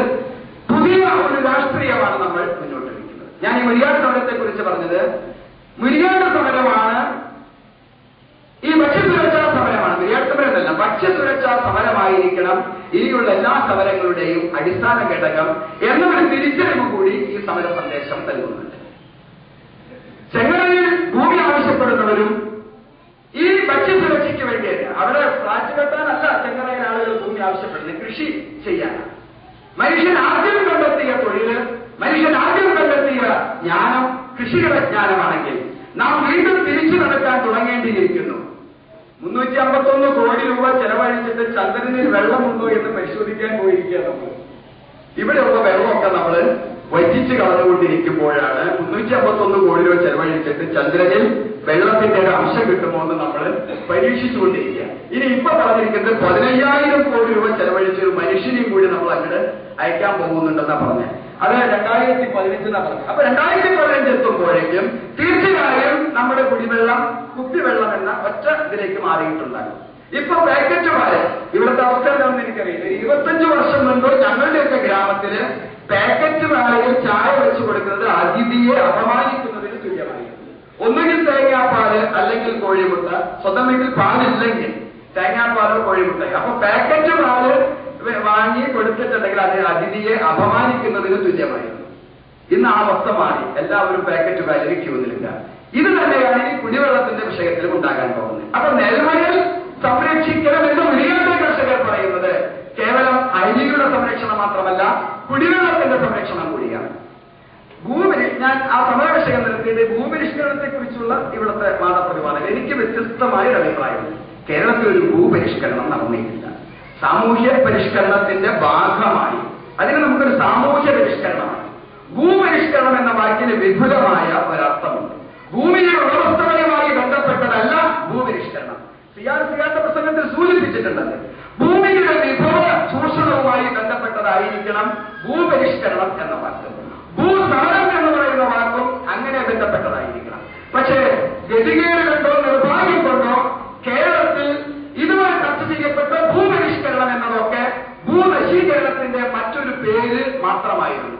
അതുകൊണ്ടാണ് നമ്മൾ വാഴും നമ്മൾ കൊയ്യും വയലെല്ലാം നമ്മുടേതാകും വൈകയെ എന്ന പ്രസ്ഥാനം വേരൂരിയ കേരളത്തിൽ നെൽപ്പാടത്ത് മാത്രമേ കൊയ്ത്ത് അമ്മുള്ളൂ. ഇന്ന് കൊയ്ത്ത് ഷെയർ മാർക്കറ്റിലുണ്ട്. ഇപ്പൊ നെൽപ്പാടത്തിൽ കൊയ്ത്ത് കുറഞ്ഞപ്പോൾ ഷെയർ മാർക്കറ്റിൽ കൊയ്യാം, 3 സ്റ്റാർ ഹോട്ടലിൽ കൊയ്യാം, തീം പാർക്കിൽ കൊയ്യാം, സഹകരണ ആശുപത്രിയിൽ കൊയ്യാം. ഇതൊക്കെ കഴിഞ്ഞാൽ സഹകരണ സംഘടനയിലൂടെ പക്ഷെ അന്ന് ഒറ്റ കൊയ്ത്തേ ഉണ്ടായിരുന്നുള്ളൂ. നെൽവയലുകളില് വിളഞ്ഞ കല്ലിൽ കൊയ്തെടുക്കുന്ന ഒരു സംസ്കാരം. ആ കൊയ്ത്തിനുള്ള ഭൂമി 7 ലക്ഷം ഹെക്ടർ, ഏകദേശം 20,000 ഹെക്ടർ അല്ലെ 20 ലക്ഷം ഏക്കർ കൊയ്ത്ത് നടത്താവുന്ന യഥാർത്ഥ കൊയ്ത്ത്, ഇപ്പോഴത്തെ കൊയ്ത്തല്ല പറഞ്ഞത്, യഥാർത്ഥ കൊയ്ത്ത് നടത്താവുന്ന 20 ലക്ഷം ഏക്കർ ഭൂമി സ്വതന്ത്ര ഭാരതത്തിൽ ഐക്യ കേരളം രൂപം കൊള്ളുമ്പോൾ ഉണ്ടായിരുന്നു. നമ്മൾ കൊല്ലും വയലെല്ലാം നമ്മുടേതായപ്പോൾ കൊയ്യാൻ കഴിയുന്ന ഭൂമി 2.5 ലക്ഷം ഹെക്ടറിലേക്ക്, അഥവാ 2 4 10 അല്ലെ 10 ലക്ഷത്തിലേക്ക് ചുരുങ്ങി 6 ലക്ഷത്തിലേക്ക് ചുരുങ്ങി. അപ്പോൾ ഭൂപരിഷ്കരണമല്ല നടന്നത്, ഭൂനശീകരണമാണ് നടന്നത്. ഞാനതിന്റെ മറ്റു തലങ്ങളിലേക്ക് ഒന്നും പോകുന്നില്ല. ഇവിടെ എനിക്ക് ബന്ധം സംസാരിച്ച സുഹൃത്തത് കൃത്യമായിട്ട് പറഞ്ഞു, 5 സെന്റ് ഭൂമി കനാൽ റോഡിൽ ഒരു വീട് വെച്ചിരിക്കുന്നത് കയ്യേറ്റമായിട്ടും ഏക്കർ കണക്കിന് ഭൂമി വെട്ടിപ്പിടിക്കുന്നത് കുടിയേറ്റമായും ചിത്രീകരിക്കപ്പെടുന്നു എന്നത്. ഇതിനൊക്കെ ഉത്തരവാദികൾ നമ്മൾ ആരെയും ചൂണ്ടിയിട്ട് കാര്യമില്ല. നമ്മൾ ഓരോരുത്തരും ഈ രാഷ്ട്രീയ നപുംസകങ്ങൾ ഇങ്ങനെയൊക്കെ കേരളത്തെ ആക്കി തീർക്കുമ്പോൾ തിരിച്ചറിവില്ലാതെ മൗനമായിരിക്കുന്ന നമ്മുടെയൊക്കെ ഷണ്ടത്വമുണ്ടല്ലോ, ധീരത്വമുണ്ടല്ലോ, അതൊക്കെ വീണ്ടും വീണ്ടും എല്ലാ സമരമുഖങ്ങളെയും മുലയൊഴിക്കാവുന്ന രൂപത്തിലുള്ള വാദങ്ങളും വിവാദങ്ങളുമായിട്ട് ഇവർ രംഗത്ത് അവതരിക്കുമ്പോൾ സംഭവിക്കുന്നത് യഥാർത്ഥ ലക്ഷ്യത്തിൽ നിന്ന് ജനകീയമായ മുന്നേറ്റങ്ങൾ തകർക്കപ്പെടുന്നു എന്നുള്ളതാണ്. ഞാൻ മനസ്സിലാക്കുന്നിടത്തോളം കേരളത്തിൽ എപ്പോഴൊക്കെ ജനകീയ മുന്നേറ്റങ്ങൾ ഉണ്ടായിട്ടുണ്ടോ അവിടെയൊക്കെ അതിന് മുന്നിലൊക്കെ കയറി നിന്ന് ഈ വൈകാരികന്മാർ അതിന്റെ മുനയൊടിച്ചിട്ടുണ്ട്. ഇപ്പോൾ നടക്കുന്നതും അങ്ങനെ ഒരു മുനയൊടിക്കലാണ് എന്ന് ഞാൻ മനസ്സിലാക്കുന്നു. 80-കളിൽ 70-കളിൽ നക്സൽ പ്രസ്ഥാനങ്ങളുമായി ബന്ധപ്പെടുത്തിക്കൊണ്ടുള്ള സമരമുറകൾ ഉയർന്നു വന്നപ്പോൾ യഥാർത്ഥത്തിൽ അത് ഒരു മാനസിക ആദർശത്തിന്റെയോ ലെനിനിസത്തിന്റെയോ ഒന്നും പ്രകടനമായിരുന്നില്ല. ഈ മുദ്രാവാക്യം യുവത്വം പോരാടാനുള്ളതാണെന്ന മുദ്രാവാക്യം. ആ യുവത്വം പോരാടാൻ തയ്യാറാകുമ്പോൾ എന്തിനു വേണ്ടി പോരാടണമെന്നവർ ദിശാസൂചകം നൽകേണ്ടവരായിരുന്നവർ അന്ന് തെറ്റായ ദിശാസൂചകം നൽകി. അന്ന് ദിശാസൂചകം നൽകിയവരൊക്കെ ഇപ്പൊ സത്യസായി ബാബയുടെ അനുയായികളും ധ്യാനകേന്ദ്രങ്ങളിലെ പ്രാസംഗികരുമായി അധപതിച്ചുപോയി. ഞാൻ ആരുടെയും പേരെടുത്ത് പറയുന്നില്ല. അന്ന് ദിശാസൂചകം നൽകിയവരൊക്കെ ഇന്ന് വേദികളിൽ നിന്ന് സുഖമായിട്ട് ഉറങ്ങാൻ കഴിയുന്നവരായി. കേരളത്തിനെ പോലെയുള്ളവരൊക്കെ ഏത് വേദി വന്നാലും സുഖമായിട്ട് ഉറങ്ങും. ഞാൻ കുറ്റപ്പെടുന്നതല്ല. ഫിലിപ്പം പ്രസാദിനെ പോലെയുള്ളവർ സത്യസായി ഭജനയുമായിട്ട് നടക്കാം. പി ജി ആന്റണിയെ പോലെയുള്ളവർ കോട്ടയിലെ ധ്യാനത്തിന് പ്രസംഗിച്ചുകൊണ്ട് നടക്കാം. പക്ഷേ 80-കളിലെ 70-കളിലെ യുവത്വത്തിന് ദിശാസൂചകമായിരുന്നവർ അവരായിരുന്നു. അജിതയെ പോലെയുള്ളവർക്ക് സ്ത്രീപക്ഷത്തേക്ക് ഇങ്ങനെയാണ് ഇഴുകിച്ചേർന്നങ്ങനെ വലിയ പ്രവർത്തനങ്ങളുമായി. ഞാൻ ആരും വിമർശിക്കുന്നതല്ല. പക്ഷേ അന്ന് നൽകിയ ദിശകളൊക്കെ തെറ്റായിരുന്നുവെന്ന് സ്വന്തം ജീവിതത്തിൽ അവർ പറയുന്നു. ഇപ്പോൾ ഉണ്ടാകുന്ന മുന്നേറ്റങ്ങൾ ഈ ഭൂസമരങ്ങളിലും തെറ്റായ ദിശാസൂചകങ്ങൾ ഉണ്ടോ എന്ന് യുവത്വം തിരിച്ചറിയണം. യുവത്വം പോരാടാനുള്ളതാണ് എന്ന് പറയുമ്പോൾ ആദ്യം യുവത്വം തിരിച്ചറിയണം എന്തിനെതിരെയാണ് പോരാടേണ്ടത്. യുവത്വം ഇപ്പോഴും പോരാടിക്കൊണ്ടിരിക്കുക. എന്റെ മകൻ ഇന്നലെ അവൻ പോരാടിയത് ചൈന മൊബൈലിന് വേണ്ടിയാണ്. അത് അവനൊരു പോരാട്ടമാണ്. കാരണം അവനത് കിട്ടാൻ ഒരു മാർഗമില്ല. എന്റെ മകന്റെ കൂട്ടുകാരൻ തിരിഞ്ഞാൽ നിന്ന് 4 വിഷം കഴിച്ചു. അവൻ പോരാടിയത്, അവന്റെ അപ്പനോട് പോരാടിയത് ഒരു ലാപ്ടോപ്പിന് വേണ്ടിയായിരുന്നു. പോരാടിക്കൊണ്ടിരിക്കുക യുവജനങ്ങൾ. വേറെ ചിലർ പോരാടുന്നുണ്ട്. ഷക്കീലയുടെ സിനിമ കാണാൻ പോരാടുന്നവരുണ്ട്. പിന്നെ മമ്മൂട്ടിയോടൊപ്പം നിന്ന് ചിത്രം എടുക്കാൻ പോരാടുന്നവരുണ്ട്. മോഹൻലാൽ അസോസിയേഷനിൽ മോഹൻലാലിനോടൊപ്പം പടമെടുത്ത് പ്രസിദ്ധീകരിക്കാൻ പോരാടുന്നവരുണ്ട്. തീവ്രവാദത്തിന്റെയും മതതീവ്രവാദത്തിന്റെയും മറ്റു തീവ്രവാദികളുടെയും കൂടെ നിന്ന് പോരാടാൻ കഴിയുമോ എന്ന് ചിന്തിക്കുന്നവരുണ്ട്. അപ്പോൾ യുവത്വത്തിന് പോരാട്ട മുഹൂർത്തങ്ങൾ സമ്മാനിക്കുന്ന ബുദ്ധിജീവികൾ എന്ന് പറയുന്നവർ അവരെ എവിടേക്ക് നയിക്കുന്നു എന്നതുകൂടെ യുവത്വം തിരിച്ചറിയേണ്ടിയിരിക്കുന്നു. അങ്ങനെ യുവത്വത്തിന് ദിശാസൂചകമാകുന്നുണ്ട് കേരളത്തിലെ ഭൂസമരങ്ങൾ എന്ന് ഞാൻ വിശ്വസിക്കുന്നു. പക്ഷേ ആ ഭൂസമരങ്ങളുടെ ലക്ഷ്യം തെറ്റാതിരിക്കണമെങ്കിൽ അവിടെ ഭൂസ്വാമിമാർ ഉണ്ടാകാതിരിക്കണം. ഭൂസമരസ്വാമിമാർ എന്ന് ഞാൻ പറയും. ഞാൻ അടക്കം ഈ വേദിയിൽ, ഞാൻ കേരളത്തിലെ ഒരു സമരവേദിയിലേക്ക് പ്രസംഗിക്കാൻ പോകാറില്ല. കാരണം എന്റെ ദൗത്യം അവിടെ പൂർണ്ണമായിട്ടില്ല. അതുകൊണ്ട് തന്നെ എനിക്ക് അവിടെ തന്നെ ഒരുപാട് കാര്യങ്ങൾ പറയാനുണ്ടെങ്കിൽ മറ്റൊരു തലങ്ങളിലേക്ക് പോകേണ്ട അത്യാവശ്യങ്ങളില്ല. ഭൂസമരവുമായിട്ട് ബന്ധപ്പെട്ട ചില സൊല്ലാഴ്ചയിൽ വിളിച്ചപ്പോൾ ബാലുശ്ശേരിയിലേക്ക് മുരിയാട് വന്നതിന് ഒറ്റ കാരണമേ ഉള്ളൂ. കാരണം സൊല്ലാഴ്ച യൂത്ത് മൂവ്മെന്റ് അവിടെ മുരിയാട് സമരത്തിൽ സത്യസന്ധമായി ഐക്യപ്പെട്ടുകൊണ്ടിരിക്കുന്നു ഇപ്പോൾ. അതിനപ്പുറത്ത് ഒരു കാരണവും ഇതിനില്ല എന്നുള്ളതാണ്. പിന്നെ വിനയത്തിന്റെ ആശയം മറ്റൊന്നും കൂടി പറയാം. സമര നേതാക്കളെ ആദരിക്കുന്ന ഒരു ചടങ്ങിലുണ്ടെന്ന് ഞാൻ വിശ്വസിക്കുന്നില്ല. ഉണ്ടെങ്കിൽ എന്നെ ഒഴിവാക്കണം. കാരണം ഞാനുമായി ആളുകളെ ഏറ്റുവാങ്ങണമെങ്കിൽ അവിടെ പാടത്തിരിക്കുന്ന 10-25 കർഷകരുണ്ട്. അത് അവരോട് ചെയ്യുന്ന ഒരു ചതിയാണെന്ന് വിശ്വസിക്കുന്ന ആളാണ്. അതുകൊണ്ട് തന്നെ സമരം കഴിഞ്ഞിട്ടുള്ള ഒരു സ്വീകരണത്തിൽ ഞാൻ പങ്കെടുത്തിട്ടുള്ള വ്യക്തികളെ കേന്ദ്രീകരിക്കാതിരിക്കണം എന്ന് ആഗ്രഹിക്കുന്നത് കൊണ്ടാണ് അങ്ങനെ പറഞ്ഞത്. ഞാൻ ചുരുക്കുകയാണ്. കേരളത്തിലെ ഭൂസമരങ്ങൾ കൃത്യമായ ഒരു ദിശാബോധത്തിലേക്ക് നയിക്കുവാൻ ഇത്തരത്തിലുള്ള സമ്മേളനങ്ങൾ സാധിക്കണം. അതിനപ്പുറത്ത് ഈ ഭൂസമര സമ്മേളനങ്ങൾ മറ്റൊന്നായി മാറാൻ പാടില്ല. 80കളിൽ നടന്നത് ഉണ്ടാകുന്ന യുവത്വത്തിന്റെ പ്രക്ഷോഭത്തെ, ഉണ്ടാകുന്ന യുവത്വത്തിന്റെ പ്രക്ഷുബ്ധതയെ തങ്ങളുടേതാക്കാൻ പലരും ശ്രമിച്ചപ്പോഴാണ് യുവത്വം വഴിതെറ്റിപ്പോയത്. ഇപ്പോൾ ഭൂസമരങ്ങളിലും അങ്ങനെയൊന്നും ഉണ്ടാകാൻ പാടില്ല. ഒരു തിരിച്ചറിവുണ്ടാകണം. ഭൂസമര മുഖത്ത് നമ്മൾ എന്തിനു വേണ്ടി എന്നുള്ള ചോദ്യത്തിനപ്പുറത്ത് ഇത് നൽകുന്ന സന്ദേശം എന്താണ്? ഒരു സമരം സന്ദേശമാണ് എന്ന് പറഞ്ഞാൽ വിശ്വസിക്കാൻ നമുക്ക് കഴിയുന്നില്ല. സ്വാതന്ത്ര്യ സമരം 2 നൂറ്റാണ്ട് നടന്നത് ഒരു സന്ദേശമായിരുന്നു. ആ സന്ദേശം കാശ്മീരിൽ നിന്ന് കുറെ ഭാഗം വെട്ടിമുറിച്ച് ഇന്ത്യയെ വെട്ടിമുറിച്ച് മറ്റൊരു രാഷ്ട്രമുണ്ടാക്കി നെഹ്റുവിന് ഇവിടെ ഒരു ഭരണവും അവിടെ ജിന്നയ്ക്കൊരു ഭരണവും എന്ന സന്ദേശമായിരുന്നില്ല.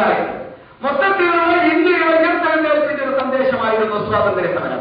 ആ സ്വാതന്ത്ര്യ സമരത്തെ, ആ സന്ദേശത്തെയൊക്കെ നമ്മൾ മറന്ന് ഗാന്ധി എന്ന് പറയുന്ന ഒരു വ്യക്തിയിലേക്ക് സ്വാതന്ത്ര്യ സമരത്തിന്റെ കുത്തക നമ്മൾ അർപ്പിക്കുവാനും ഗാന്ധിയാണ് സ്വാതന്ത്ര്യ സമരം എന്ന് വ്യാഖ്യാനിക്കാനും തുടങ്ങിയപ്പോൾ അവിടെ ആ സന്ദേശം നഷ്ടപ്പെട്ടു പോയി എന്നതാണ് സത്യം.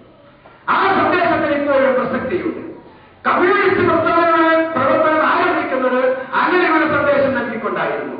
1957 ഗതികേടുകൊണ്ട് പാർലമെന്ററി അധികാരം കയ്യിൽ കിട്ടിക്കഴിഞ്ഞപ്പോൾ അവിടെയും മാർക്സിയൻ ആ ആദർശം അവിടെ ഇല്ലാതായി പോകും. അതിനു മുൻപ് മൂലധനം എന്ന് പറയുന്ന മഹത്തായ ഗ്രന്ഥം എന്തൊരു വൈരുദ്ധ്യമാണെന്ന് ചിന്തിക്കണം. 100 വർഷം മുൻപ് 75 വർഷം മുൻപ് കമ്മ്യൂണിസ്റ്റുകാർ പറഞ്ഞത് മൂലധനത്തെ കുറിച്ചാണ്. അന്ന് ഇന്നും പറയുന്നത് മൂലധനത്തെ കുറിച്ചാണ്. 2 മൂലധനങ്ങൾ തമ്മിൽ വ്യത്യാസമായപ്പോൾ, ഞാൻ രാഷ്ട്രീയം പറയല്ല, 2 മൂലധനങ്ങൾ തമ്മിൽ വ്യത്യാസമായപ്പോൾ 4 മാസം മുൻപ് കൽക്കത്ത വേദിയിലൂടെ 10,000-ഓളം റദ്ദുപറഞ്ഞവന്മാര് ചുവന്ന പതാകയും ചെയ്ത് ഒരു പ്രകടനം നടത്തി. ടിവിയിലൊക്കെ നമ്മൾ കണ്ടു. എന്തിനു വേണ്ടിയായിരുന്നു ആ പ്രകടനം?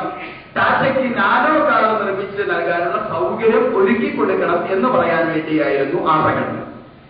30 വർഷം മുൻപ് അധികാരികളായി കൽക്കട്ടയിൽ ചെന്നപ്പോൾ അന്ന് ഞാനൊരു ചെറിയ പ്രകടനം കണ്ടു. എനിക്ക് 20 വയസ്സാകുമ്പോഴും വേറെ യാത്രയുമായിട്ട് തന്നെ അന്നൊരു ചെറിയ പ്രകടനം കണ്ടു. അന്ന് ആ പ്രകടനക്കാർ അവിടെ ആവശ്യപ്പെട്ടിരുന്നത് കൃഷിഭൂമികളില് ഇന്ന് നമ്മൾ പറയുന്ന സുഖകരമായ കൃഷിയായിരുന്നു അന്ന് അവർ ആവശ്യപ്പെട്ടിരുന്നത്. ഒരേ പ്രസ്ഥാനത്തിന് എങ്ങനെ മാറ്റം സംഭവിക്കുമെന്ന് ഏറ്റവും വലിയ ഒന്നുകൂടി ഞാൻ സൂചിപ്പിക്കാം. ഈ അടുത്ത ദിവസം ടാറ്റ പത്രസമ്മേളനം നടത്തിയപ്പോൾ CPM എന്ന് പറയുന്ന കക്ഷി ഉണ്ടായിരുന്നുവെങ്കിൽ, അതിന് ശക്തി ഉണ്ടായിരുന്നുവെങ്കിൽ ഇന്ത്യ വളരെ സമ്പന്നമായി മാറുമായിരുന്നുവെന്ന് CPM എന്ന് പറയുന്ന രാഷ്ട്രീയ കക്ഷിയെ ടാറ്റ എന്ത് ചെയ്യുന്നു? പുകഴ്ത്തുന്നു. 15-20 വർഷം മുൻപ് വരെ തെരുവുകളിലൊക്കെ പ്രസംഗം കേട്ടിരുന്നത് ടാറ്റ ബുഷ, ടാറ്റ ബിർള ബുഷ എന്ന് കേട്ടിരുന്നു. ചരിത്രം തിരുത്തി എഴുതുന്നു. വൈരുദ്ധ്യാത്മകമായ തിരിച്ചെടുത്ത്.